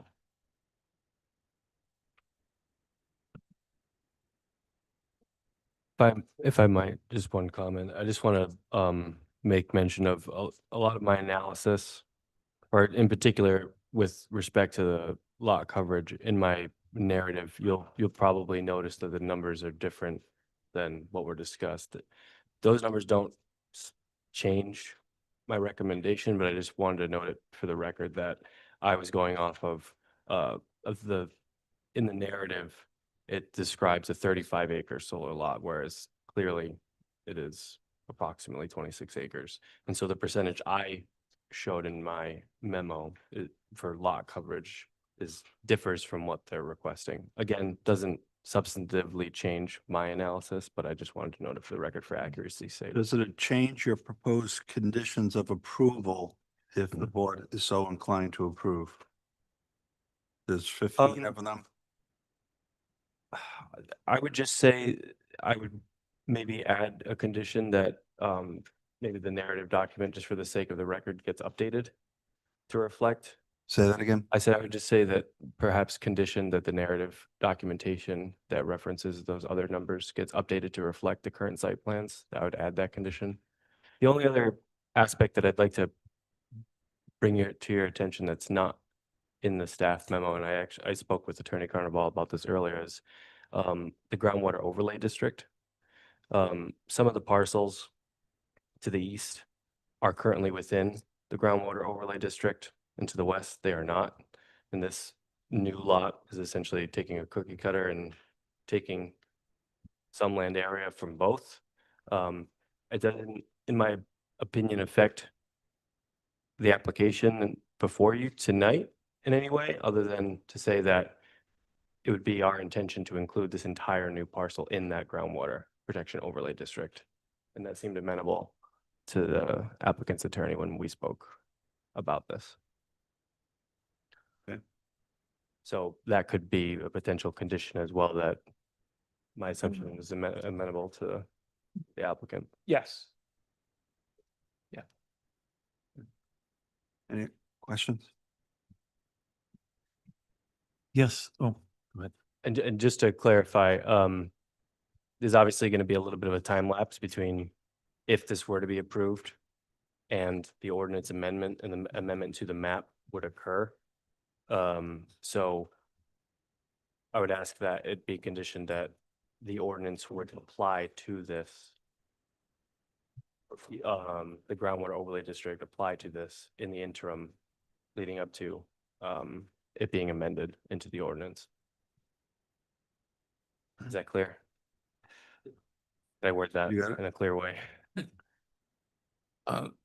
So the groundwater ordinance is going to be applicable to the new parcel Correct. configuration. Correct. That's what I'm recommending.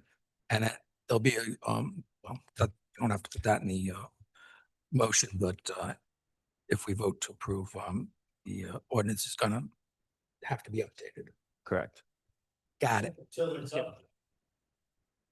until it's updated, this parcel, your condition, if you approved it with conditions, until the zoning ordinance is updated, the new parcel is created, will remain under the restrictions of the groundwater overlay until the actual parcel is added to the updated amendment.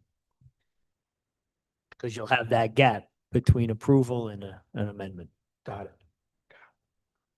And I would also, as a board, you should make a motion. I believe the application is being amended tonight to change it to 52% coverage, correct? 51.9?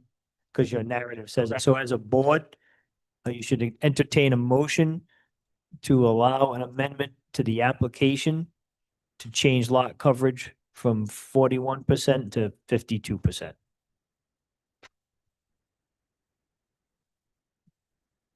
And my apologies to Mr. Girton for that. So when we had initially submitted this application with the narrative that he referenced, that was before we had all of the survey work completed, and I should have updated that prior. Is there any problem making that motion now so we don't lose it as we're going forward? There it's not.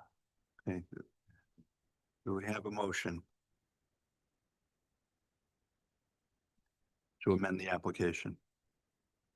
Motion to amend the application. Yeah.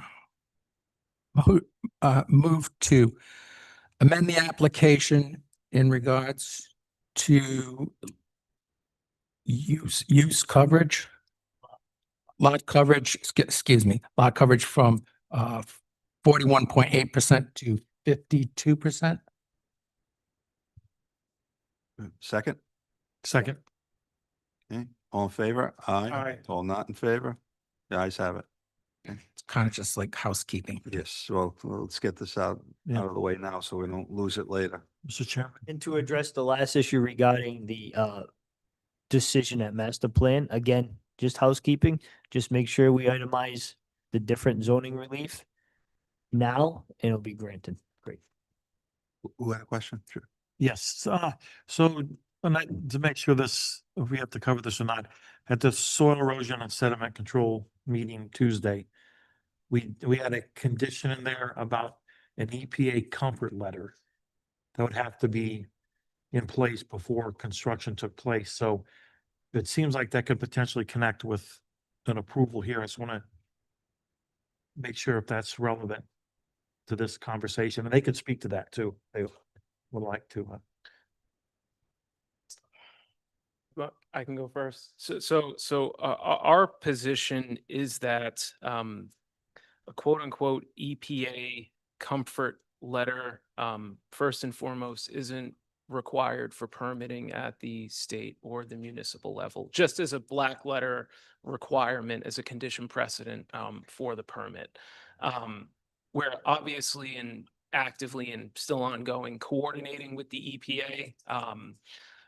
Part of our design of the panels and the actual electrical, it's a stick build essentially, such that as the EPA's remediation efforts and monitoring efforts to Lot 9 to the east are ongoing, if there's ever a time when they have to go west to do any testing to see if the plume has moved or if there's any contamination expansion, our solar is designed such that panels and sections can be decommissioned, removed. The EPA can go in, put in the well, the panels can go back on.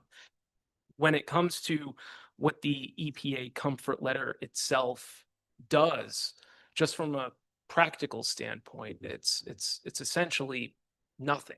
And I say that because my client went through the process with the development that's existing to the north, and the EPA comfort letter basically says, yes, we don't have an issue with you putting up this development. We have these conditions on it, and just be advised, if we ever have to go and do testing, we're gonna come on your property, destroy everything and do our testing, and you can't stop us. So I know that's a very informal analysis of what the letter actually says. And I believe with our master application, we might have submitted a copy of that letter just as an example of what we've procured before. But, you know, I can say that without the EPA's input, we would have issues with RIDEM and getting stormwater and getting our associated permitting there. So we're working with EPA. I'm making that representation to you. We are pursuing a comfort letter because that would have, you know, other purposes to us other than just the permitting. But at the end of the day, whatever form the EPA's communication takes, whether it's titled a comfort letter or something else, our position is that that should not be a specific condition that that serves as a gating issue going forward. Well, it was put in as a condition before construction, not permitting necessarily before construction. So I don't know about the relevance of that, because that's how we ended up approving it, that condition. Well, so when you're granting preliminary plan, you're not granting any permit yet for construction. The only way they get their building permits is once they get through preliminary plan and then final plan approval. Yep. So your approvals tonight don't really, they just get you that step closer to a permit to build or construct. Yep. So whatever takes place when they apply for their building permit, that may Yep. be a requirement, gets addressed at that time with Yeah. the building. So it's not official. relevant to what we have to speak to tonight. That's kind of what I'm trying to find out. The EPA comfort letter. Yeah, I don't know enough about EPA comfort letters, but it's Yeah. not something that I think is a specific requirement within your preliminary plan application Okay. that you would need either way. Okay. I would, if anything, leave that to the state with the DEM, RIPD's permit and stormwater management where it goes. The key for this board is to just make sure that whatever properties are being subdivided or created, the groundwater overlay remains attached to those properties also, because the monitoring agent does not want wells anywhere starting to pull a plume. Yep. So I think from your board's perspective, that's what you should be more focused on, Yep. as opposed to an EPA comfort letter tonight. All right, just want to make sure if it was relevant or not, so. Mr. Chairman, okay. But your client did agree to the comfort letter to be presented before a permit was given. So just want you to be aware of it, that based on the soil erosion meeting, it was agreed upon. So, I'm just- Understood, no. okay, thank you. I appreciate that, thank you. And I would, yeah, sure. I'm gonna invite Mr. Lucini up. If you could state your name and address, I'll swear you in. Gregory Lucini, 500 Wood Street, Bristol, Rhode Island. Okay, you swear to tell the truth, the whole truth, nothing but the truth? Yes. Lucini. So the comments that were coming to us from the soil board were basically all wrapped around, does the EPA know what you're doing and do they object? Right? So the answer to that is they know exactly what we're doing and then they don't object. So that's what we are tasked with to get you that answer. We're working on a comfort letter. That's what we call it. We use it for financing. Whether that's what they're ultimately going to deliver and call it a comfort letter, I'm not sure. That's what we're working on. But we will get the answers to those two questions. And Rydam is requesting the same thing.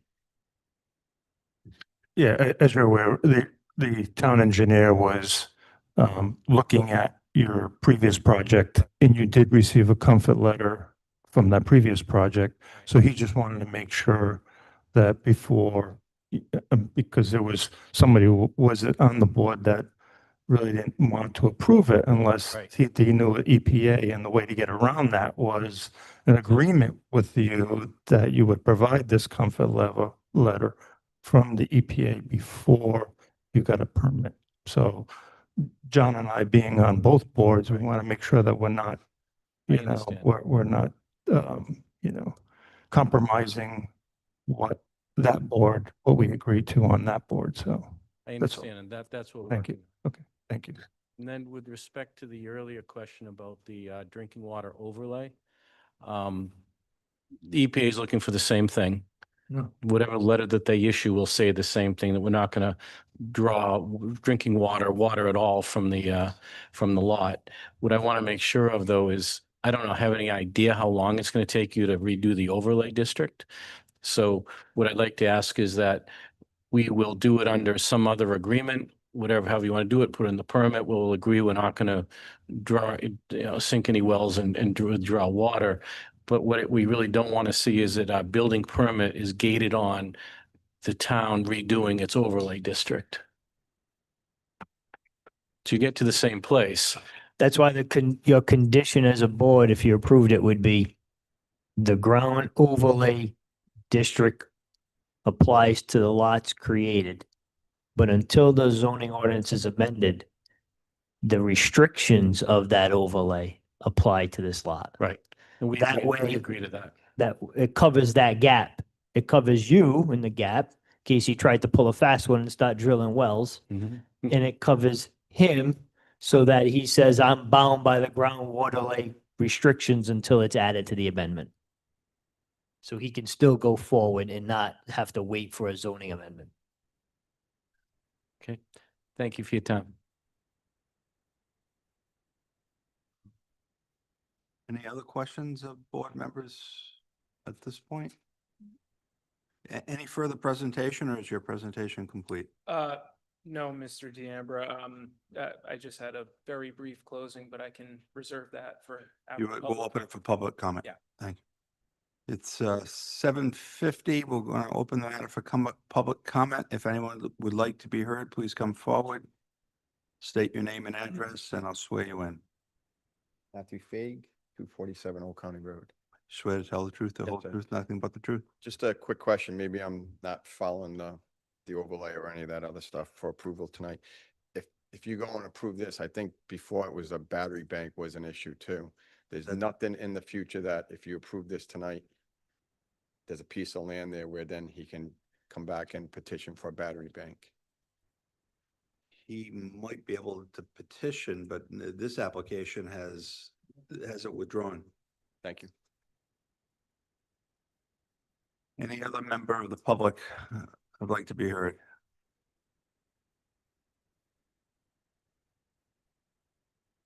My name is Dennis Pasqualino, 1160 Mount Pleasant Street, Harrisville, Rhode Island. Do you swear to tell the truth, the whole truth, nothing but the truth? I do. Pasqualino. We're in the butter. I'm just, I didn't realize there was plans for me to review prior to this, and the letters we got, it did suggest that there was plans. So I'm just asking for a point of information from these guys, if they could provide it. I own lot 27, and I just want to know, where is it in conjunction to the proposed field?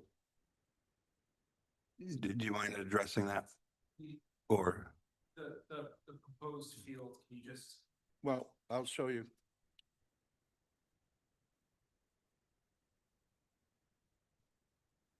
All right. Who's the number?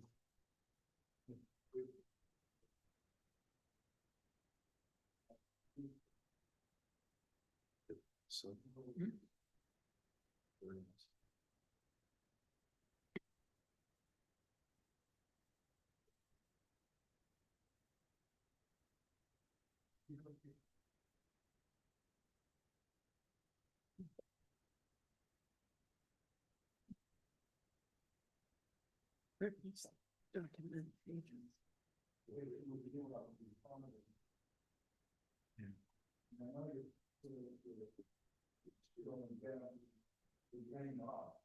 So gentlemen, you gotta eventually talk this way so the board can hear what the discussion is, or for there's a record of it. Yes. I think it's like, are you Des Noise Enterprises? Yes. All right, you're in the northeast corner on whatever this Is this? site plan one is.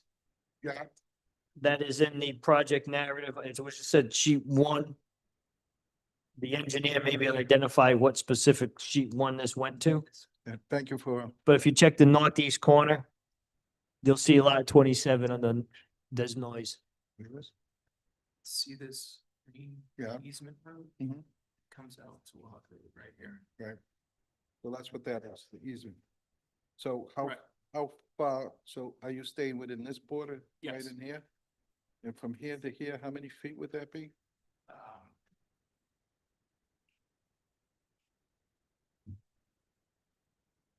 From There to where? my property line to where your buffer is gonna be. I mean, it's a beautiful piece of land on the pond, so I don't wanna look, you don't wanna look out the back window and see all this and have all the grading. It seems like they're grading down to us. So so are you? Greg, it's asking- 50 lot 27. Just want to be clear, are you asking where is the interconnection, where's it connecting at the road, or where is the actual solar going to be? Where's the actual solar and where do we connect in the road? So both would be valid questions, so I thank you Yeah. for. So the solar area is going to be immediately to the south of the existing solar array that's there. Down here? Yep, well, it's gonna be here. Okay. Actually, I have another It's not going up to the road? Yeah, just so. You want to point out whereabouts. So, I believe, and please correct me if I'm wrong, sir, but you are right here. Right, we own 3/4 of that pond around. So the interconnection point, the access road is going to be points. I'm estimating right here only because I don't have lot lines in the easement. Mhm. Figure on this, and the solar area is going to be in this clearing to the south of the existing. And are you gonna be clearing any of the trees between you and us? No, No. And your swirls for your drainage, is it going down towards my direction? no, it's going to the west towards the existing ponds on this property. And the planning board, I could come and see you guys and look at what it is that see it now.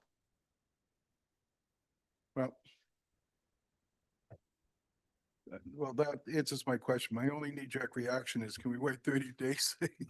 Just, but it was my fault for not knowing that I could come in and do it, so. But if that was possible, I would ask for that. If not, I think they're under a time, are you still under a time constraint? No? He wants to evaluate it further. Yeah. no. I'll leave it to you guys, your decision, but, Thank you. all right, thank you. Any other member of the public that would like to be heard? Not hearing any response. Public hearing is closed at 7:56.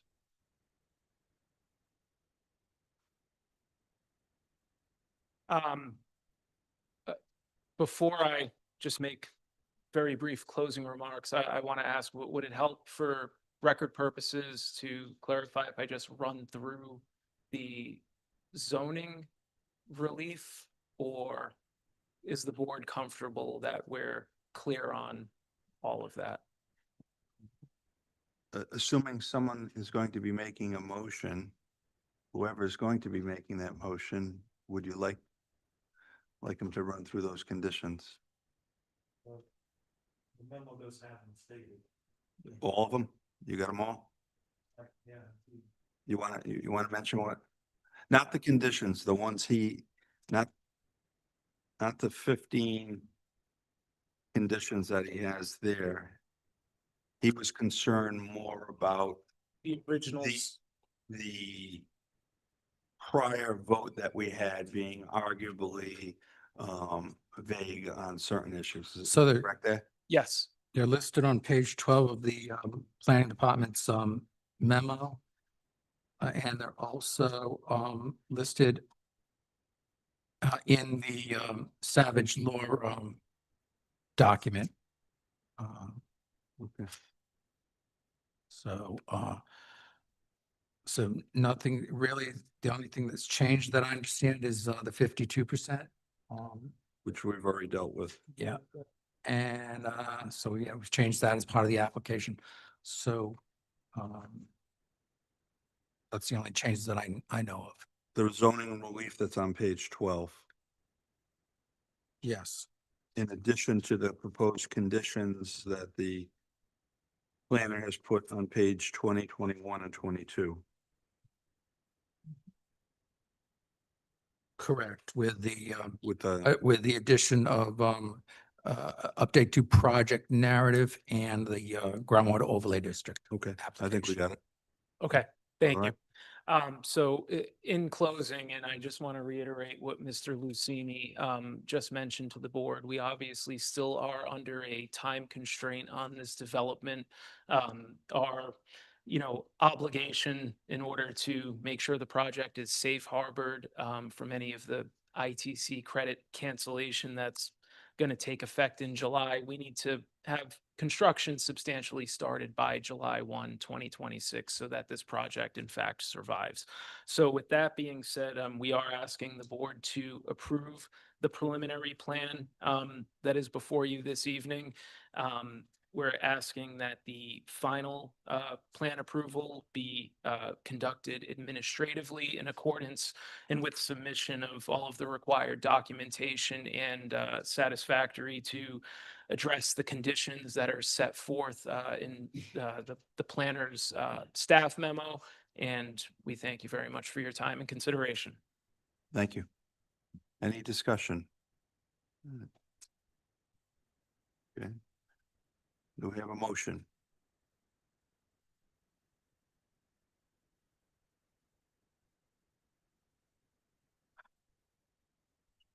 Thank you. Do I have to pay you extra for that? Okay, so to make this straightforward and non-laborious on all parts, I am going to move to approve this application for Endurance Energy. So, let's see, I'm going to do this. I'm going to move to approve. And in doing that, I reference Rhode Island General Law 452360 and the elements required for land development and subdivision approvals, the findings, which are detailed extensively on page 14, section 7, on page 14 on our planning department's memo. I'm also recommending approval under Rhode Island General Laws 4524-41D and E as applied through Unified Development Review pursuant to 4524-46.4. And again, referencing the findings on page 16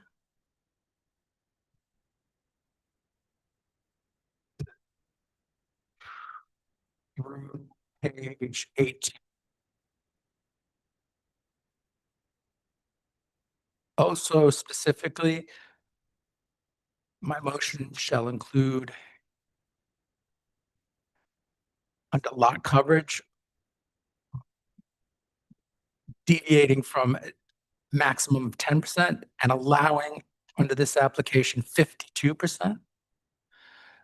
Frontage lot width, deviation from required 300 to a requested 15 feet.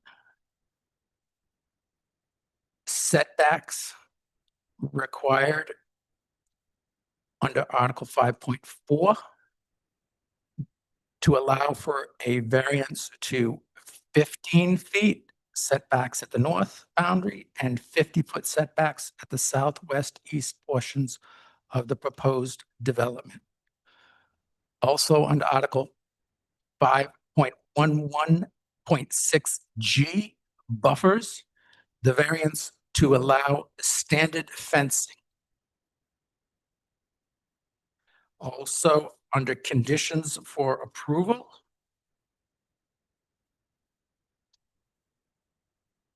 here's some.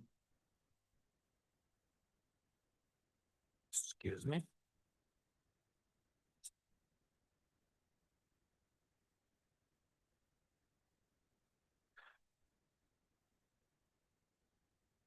The motion recommends approval of the conditions as outlined in section 9, page 20 through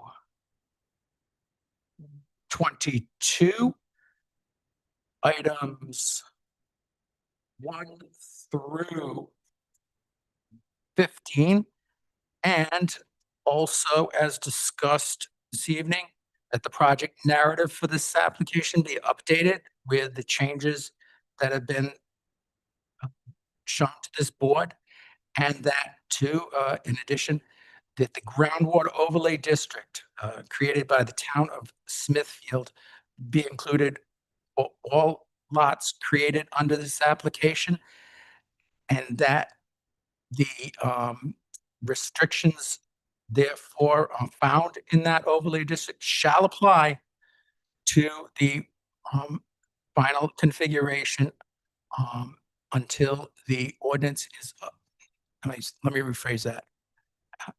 Prior to the ordinance being updated by the town, and that the applicant has requested, due to time constraints, stating federal law for financing of the project, that the final plan be dealt with administratively.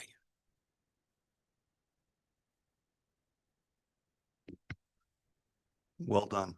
Do we have a second? Second. All in favor? Aye. Aye. All not in favor? The ayes have it. We're going to take a 5-minute break before we take up the next matter.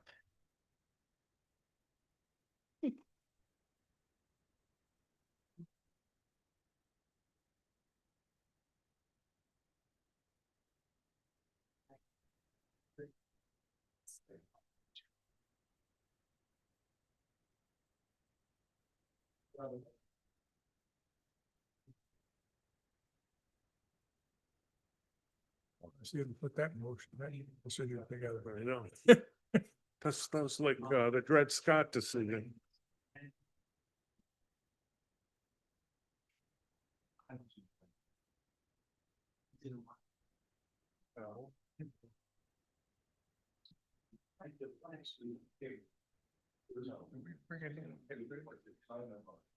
Oh, yeah, I just throw mine away. Where are you from? I put it in the trash. And recycling. Yeah. I don't like a mess. I don't like stuff lying around cluttered. I got it. Stop throwing it in the recycling. Yeah. Just get rid of that. I mean, I'll confess to you, I still have my books from college, law school, and the military. I got my boxes. Yeah. Chair. I got the stand that it goes on. Yep. I got all that shit. Yeah. I got the mantle clock that was in my office. Hasn't run for the last 20 years. It's still good. Right. You know, I knew the perfect person who could service that clock for you. Unfortunately, he was killed 2 years ago on Pleasant View Avenue, riding his bicycle. The guy, I remember the guy. Robin Athene. Yep. He grew up right around the corner from my house. Heard that stuff. Guy. Lived on Brooklyn. Lived in Brooklyn. Making shoes to the shoemaker on the corner. Yeah. Lived there for a while. The shoes were there. Let you go. But I'm glad he's out. Go. Oh. To this paperwork. Yeah, that's slept for the shoes. Yep. I stay there. Last time he went to Brooklyn, look up the address. Sure enough, the shoes, the shoe maker was still there. No kidding. And he said, "You guys get those." I got a ticket for shoes I left here 10 years ago. I was not my desk. So wait a minute. Okay. Back he Came out with the shoes. we read on 2 days. You didn't come by. Oh, that's funny. Be ready in 2 days. Oh, man. Oh, boy. Did you get all that? Oh, I just asked Greg, do I have to love that, or can I just say recommendation and then it's in there, but we'll cover it. Don't mind being passed on the back. Thank you.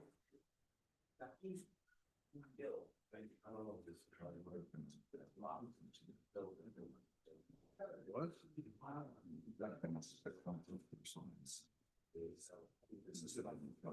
You know, I had a theory about that, and I'm not sure. I don't think the theory is correct. I thought at the time that I was being considered for reappointment, that he was looking to see who not to vote for. But they don't play partisan games with that. They don't. They proved me 5-0. You know, I'm curious myself. I never ran into him practice on. He never was. Never ran into him practice. He worked on the federal level. What did he do? He told us one time. He was attorney.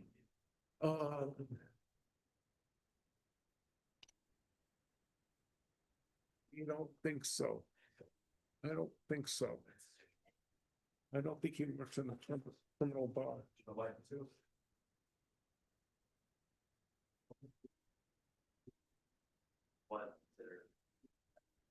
I believe he had a federal job. I could be wrong. Yeah, I think you're right. I heard something. Get this thing over tonight. You know what? We gotta find a way to stop wasting so much time. We give people more leeway to waste time than we should. And we're doing it to be decent, but this is, you know, this thing is a circus act sometimes with Charlie. The Charlie. It is, isn't it? Yeah. Probably. I love He's the when day and a police wants to ask us questions. Right, you Huh? answer his questions. Yeah. And sometimes I feel like we need an interpreter because he doesn't speak English. Talking about Charlie? The video is running. Oh my God, mispronouncing words and like demanding answers to, you know, this is what I think you people should do. It's like, oh my God almighty.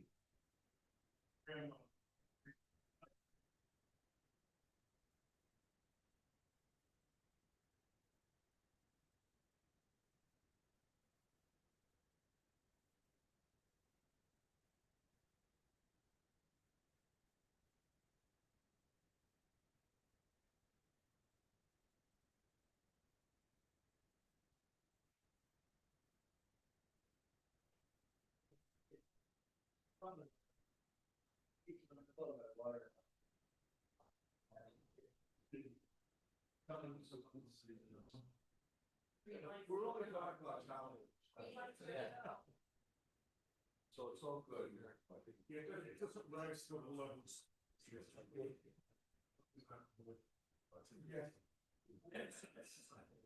No, quorum, no, what's the feature? Rolling.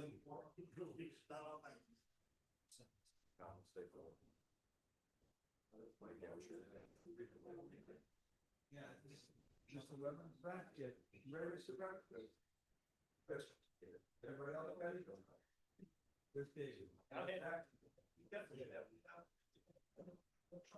Okay, next matter is Wood Spring Suites, ID 2601, pre-application review.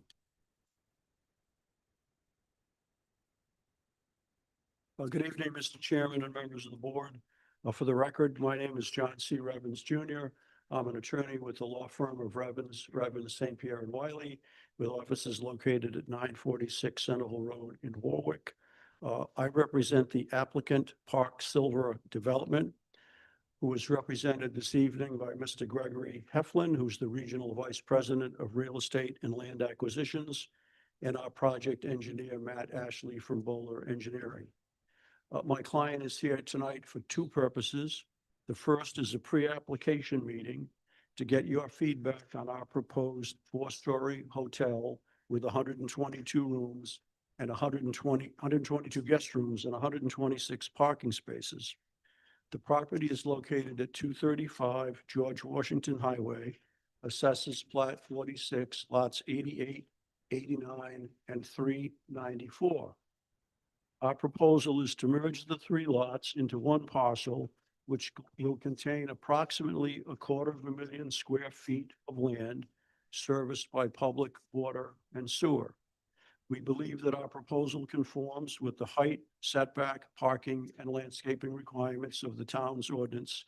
It is consistent with both the town's zoning ordinance and comprehensive plan. We appreciate the opportunity to make our presentation on the pre-app this evening, answer your questions, and receive your input. We are also here for a second purpose, which is the second item on this agenda, which is to request an advisory opinion to the Town Council of Smithfield with regard to our request to amend Article 9 of the ordinance related to special districts, specifically Section 9.4.8 permitted uses, to amend that section to allow a hotel of 150 guest rooms by right, where only presently 100 is allowed, and to prohibit hotels in excess of 150 guest rooms. Not that we're an advocate for that or an opponent of that, but that's just simply to make it consistent with the way the present ordinance is formatted, if you choose to make that recommendation. So with that introduction, I'd like to ask, with your permission, Mr. Chairman, if Mr. Ashley could come forward. and Please. Briefly present our concept plan. If you have any questions for me now, I'm more than happy to answer. Mr. Chairman. Yes. Good evening, Mr. Evans. How are you? Right, how are you? Good. You've indicated that there were lots numbered 88, 89, and 394. Your paperwork indicates it's lots on plat 46, 89, 89A, and 394. I just want to make sure that we're dealing with the proper lots in question. 89, 89A, and 394 is correct. My apologies. No problem. I just, again, I don't want the record to reflect. I misread it. I should have memorized it. I wrote 89 and 89 instead of 89A and 89. Sorry about that. Thanks for, Where these? thanks for catching it for me. I appreciate it. You're welcome. Anything else, Mr. Chairman? No, we'll be happy to see the Our presentation. engineer could come up and he briefly run you through the concept plan that we have now. Thank you. I will.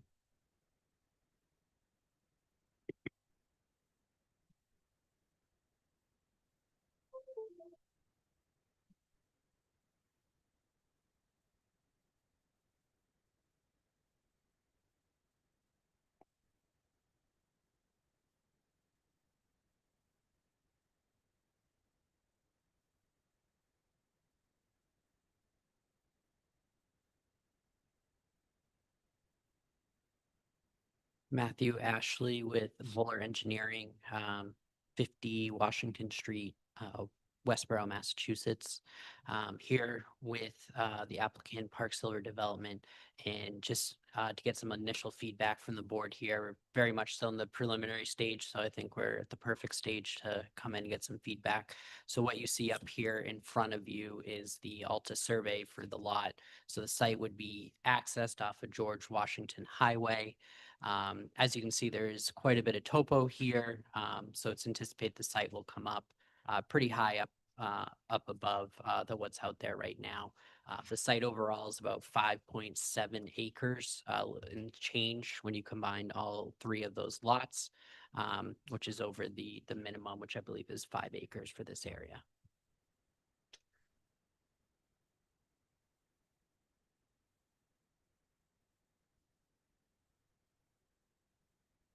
So this here is the preliminary plan that we have put together. As you can kind of see by the overall Alta that I just had up here, there's a little bit of a weird pinch point through here, and kind of create some restrictions on the building setbacks here, which is 150 feet from any right of way. Thank you. So obviously we have the 150 feet off of George Washington Highway, but then technically out behind the property, there's a paper road back there that is defined as a right of way. So we do have the 150 feet from the rear property as well. So it really shrinks down the site right at the bend as you come around the corner there. I can actually point now. So right in here, you can see the 150 kind of just wraps right around our building as you come through here. On the sides, it just about fits, or it does fit within that envelope there, and that's kind of why the building is positioned the way it is to be zoning compliant. there is 122 rooms, as Mr. Revens noted here. And as such, we have over 122, so one parking spot per room. And the particular hotel here only has about 4 employees, so we have 126 in total to be zoning compliant there. Utilities, anticipated sewer comes through the right of way out back, and that is anticipated where we would connect. There is water in George Washington Highway. It's a little bit up plan right of the frontage there. So working with the water department in the town on what we'd have to do to get water in front, but the anticipation would be that we would connect out into the right of way right out front.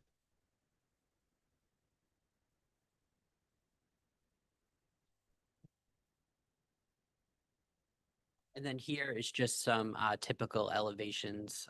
Well, this is a floor plan, excuse me, of what you'd see out here. The Wood Spring Suites is very limited on the amenities there. You have a small gym, no conference room, no pool, nothing of that nature. There is laundry on site, which guests can utilize. And then all laundry for the facility is done on site. So there's no trucks coming and going other than your typical FedEx or Amazon or whatever gets deliveries nearby. The upper floors. Then just to give you an idea of what the elevations would look like, this is what's currently anticipated for this location here. Mix of different materials on the outside. Building comes in and out, so it's not just one big flat wall, and kind of stone there at the bottom, and then different type of materials up top. So happy to answer any questions or go through. It's kind of a high level overview of where we are right now. Any questions? Have you had any conversation with sewer authority yet at all? I know past projects have had, Yes. there's been challenges about the capacity. Yep. No, right up front. Applicant has met with the water and sewer department here. Yep. Correct. So are they indicating anything at this point about capacity for this or? Oh, yeah. So we're working with them right now and they're doing a study for the Okay. use that would be here. So well in front of it Okay. to see if that'd be an issue. Thank you. The question. I'd like to see a depiction of where this hotel is going to mesh with the plaza next door, and if there's a way to connect it. Because what we have going on Route 7 and 116 now is we have pedestrians walking the sides of the street with no sidewalks. And this, I think, would abut to the back of the plaza, maybe. There's a way to put a walkway through to connect it so people don't have to go out to the road to go to the restaurants. That's a great comment. Still very early on here, but we can certainly look at that as we dive into here and getting that feedback, we can look into The it. question I have is, what is in these rooms? Is it like an extended stay? Correct. Yeah, it'd be an extended stay. So small kitchenette, and a bedroom, bathroom. I'm just concerned about, we've had issues in the past at another extended stay in the area with prostitution. And I'd like the police department to weigh in on what's going on at these hotels. And if it's stuff that they can handle, are we putting more work on them? And I'm also concerned that we would have within probably, I'm just guessing, a quarter of a mile, we'd have 4 huge hotels. What's the occupancy rate at these other hotels? Are we putting a burden on businesses we already have that aren't going to be able to survive when another 120 some units come in? And at some point, would these become, when they couldn't sell them, couldn't occupy them, would they become a dormitory for Bryant College? Let's see what else I got here.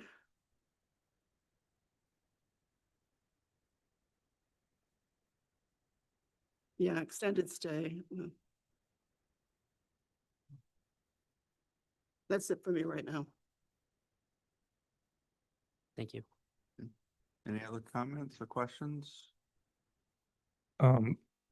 What was gonna be on the first floor? What is proposed for the first floor? You said a gym and whatever else. It would be your office headquarters, a gym and laundry, and then So no conference rooms and stuff like no conference, nothing of that no nature. kitchen unit, no larger kitchen. Nope. Okay. Thank you. Any other questions or comments or concerns?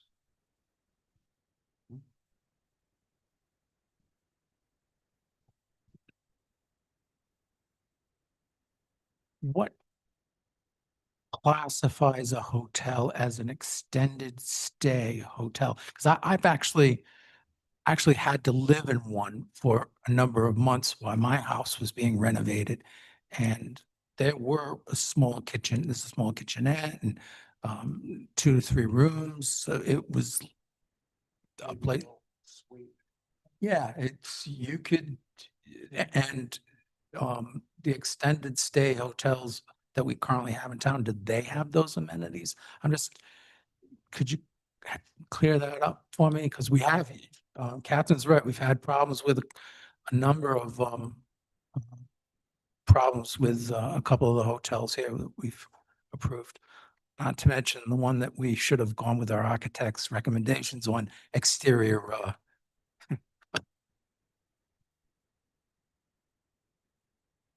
So the question was what classifies an extended stay hotel?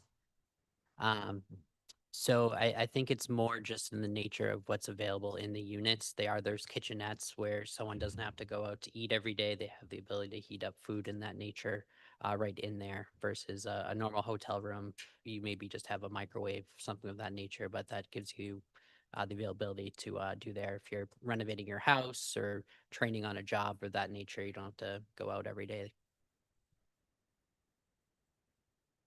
So there are those facilities in this room, in these rooms?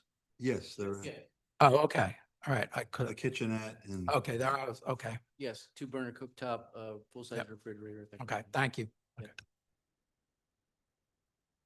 Okay, any other questions or comments of the board? Thank you. Thank you very much. I didn't hear, why was it 150, not 120? I think you said there was a reason you put it, you want to put it at 150? I didn't hear the. Of course, what I said was there was a reason why we continued the cap number that you couldn't exceed, only because that was what was in the ordinance before. Right, but your proposal goes to 150, but you want only No, 120. 122. Correct. Our plan is 122.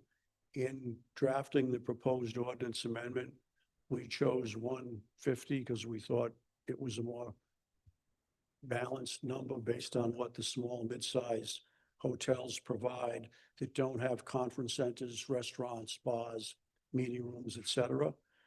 That's your judgment as eventually the town council, after you make your recommendation to them. We went with 150. We would be happy with anything that's 125 or above. We just thought it seemed very conservative the way the ordinance is written. And the ordinance was confusing to me, but it may be me, but it's not my first time in a zoning hearing. Probably my second 2,000 or 3,000. But the ordinance is interesting because in the overlay district, it says by right, you can build 100. So if we were proposing 100, my client, we wouldn't be here with the proposed ordinance amendment. We'd just be here for pre-app to get your comments and your input.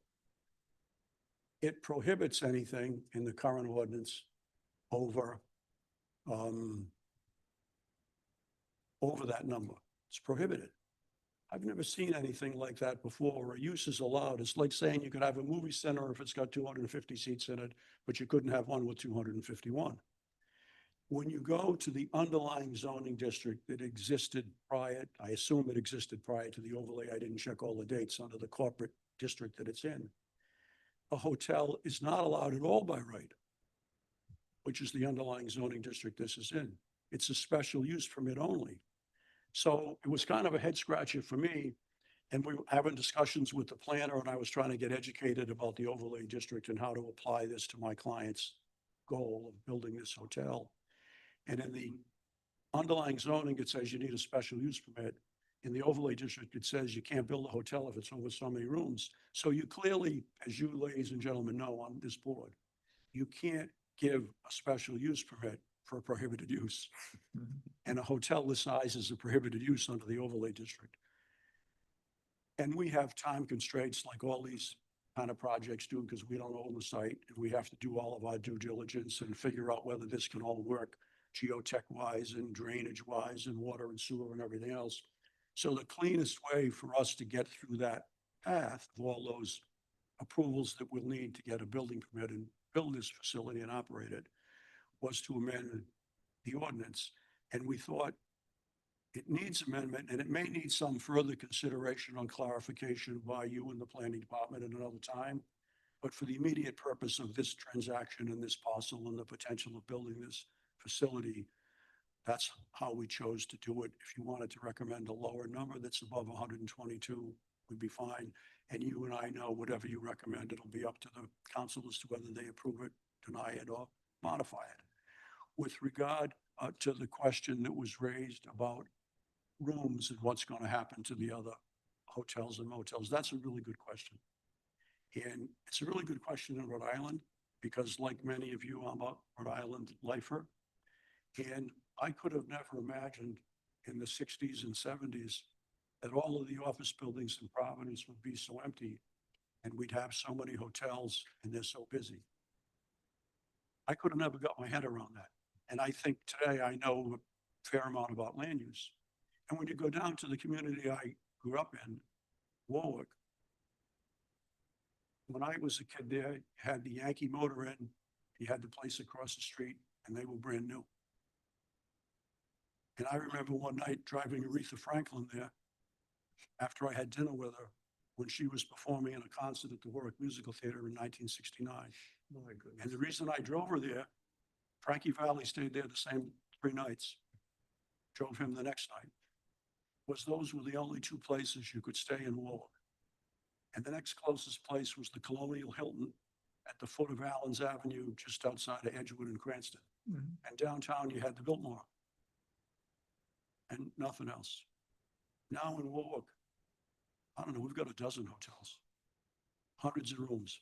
And I know my client can tell you what the occupancy rates are, but I know as I read this stuff that the average occupancy rate in Rhode Island for hotels is over 70%.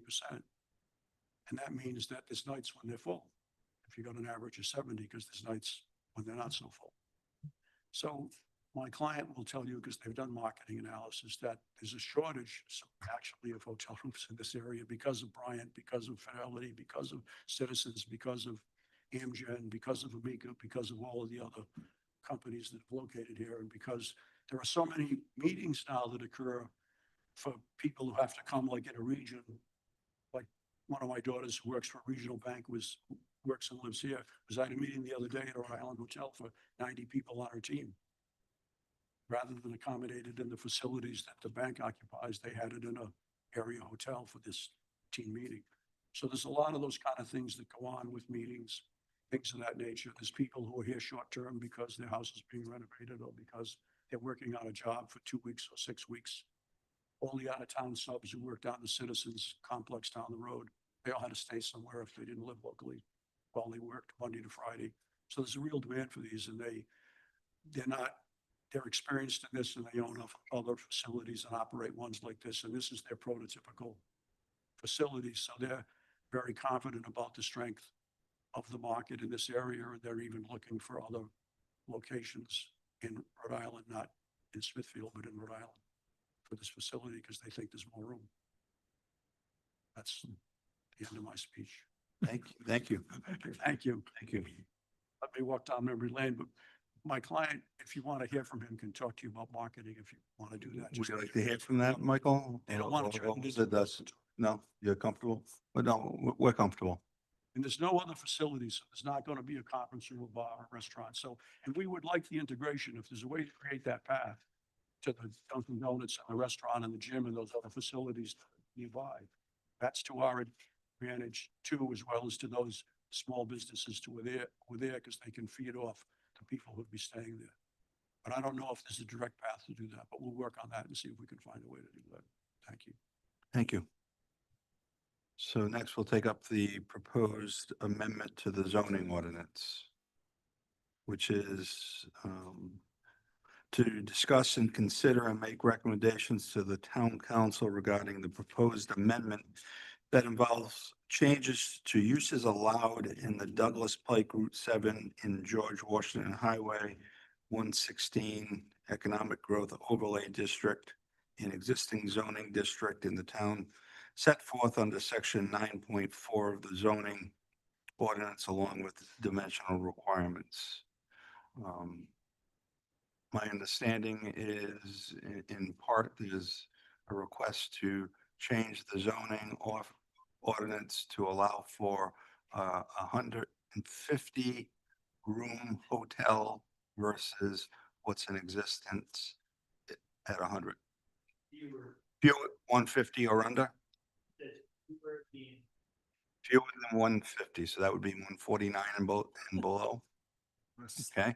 So that would allow this, and that would keep the formatting that you have in the existing ordinance either forever or to whenever you want to change it. And is a very good analysis that the planner did. It's very thorough. And it basically says at the end of it that A, what we're proposing conforms to the comp plan. B, this doesn't propose any obstacles to the town.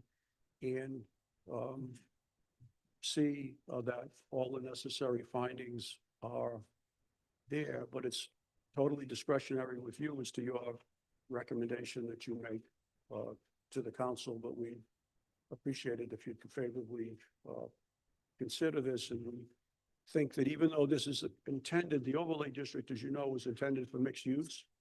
But to have a perfect mixed use development, you need to control all the land. And the only way you can do that if somebody owns all of it, and then you can kind of master plan the whole thing.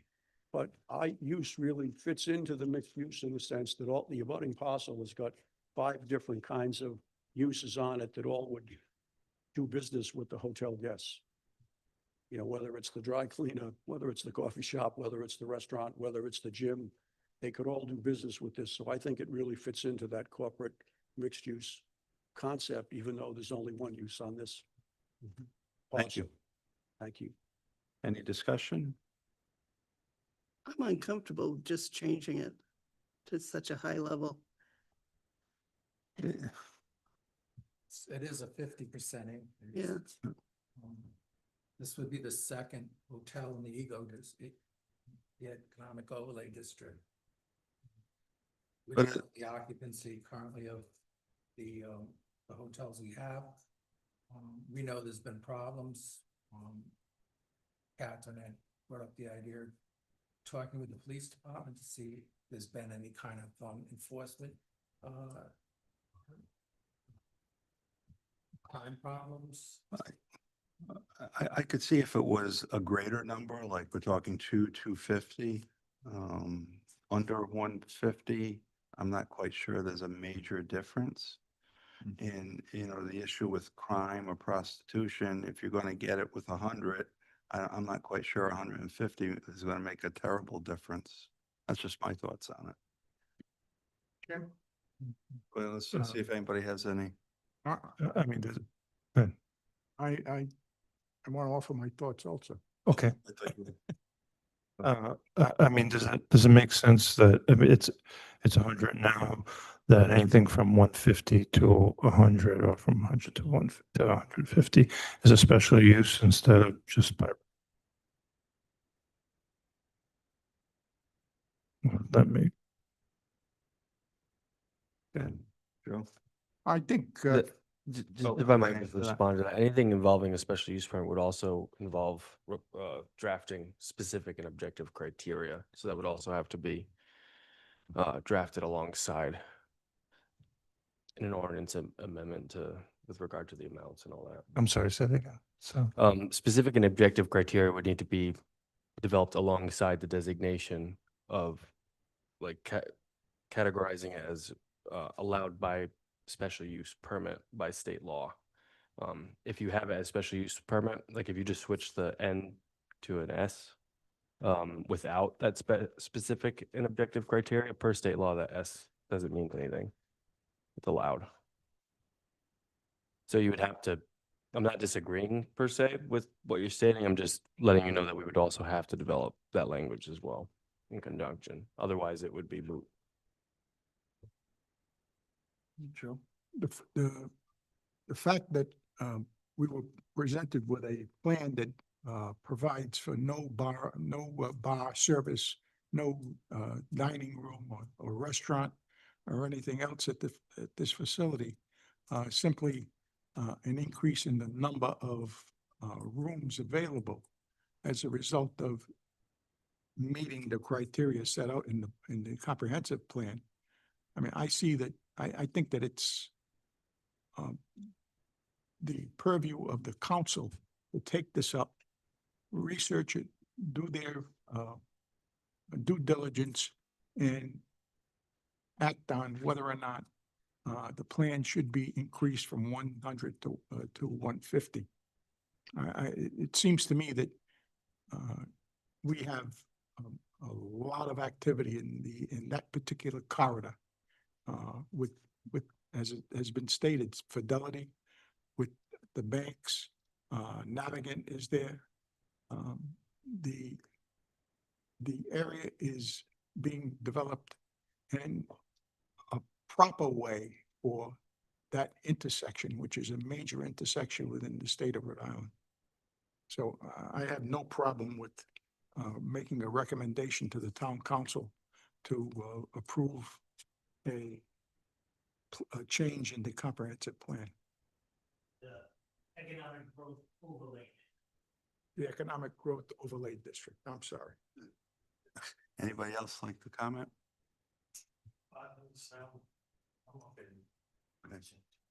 We have a motion. Chairman, I'm going to make a motion that we approve a recommendation to the town council regarding a proposed amendment that involve changes to the uses allowed in Douglas Pike, Route 7, and George Washington Highway, Route 116, Economic Growth Overlay District. Under section 9.4 of the zoning ordinance, along with the dimensional requirements. We have a second. Okay, all in favor? Aye. Aye. It's specified for 100, fewer than 100. Fewer than 150? Fewer than 150. All in favor? Aye. Aye. All not in favor? Okay, you get that? Free. Okay.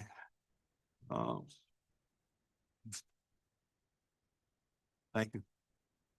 Next is a reminder of that to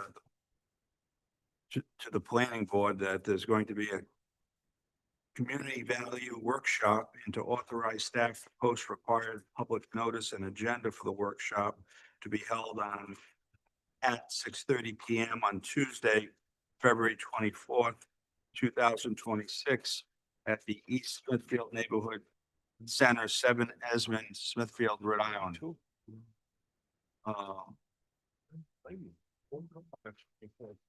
Next, open the matter for public comment. Anyone that would like to be heard? Not seeing anyone responding. Public comment is closed. Director report. Do we have anything that we need to discuss other than what we've already discussed today? Not particularly. I did provide in your packets an analysis of residential development for the last number of years. This report was drafted at the request of a couple of town council members. It was Councilmember Ian very Bonnie. well done, by the way. Thank you. Mike Phillips helped compile all the data, and I took that and analyzed it, and that's what you see in the report before you. It's available on the town's website as well. Not going to belabor this or go through this in any extent, but if you had any questions for me, I'd be happy to either answer it now or. Any questions? It was basic information. Correct. Strictly informational. Strictly informational. Went to the town council, I'm assuming too, Yeah, to them too. I can't recall if it was specifically sent to the entirety of the town council. I know at the very least the town council members who requested it. Okay, I know that at least, thank you. I know, the town manager and Councilwoman Toppy received it directly. It was Councilwoman Toppy's specific request. And the town manager was also interested in it as well. And yeah, I published it on the town's website, on the planning department's website. My birthday. I don't plan. Okay, do we have a motion? Motion to adjourn. Do we have a second? All in favor? Aye. All not in favor? The ayes have it.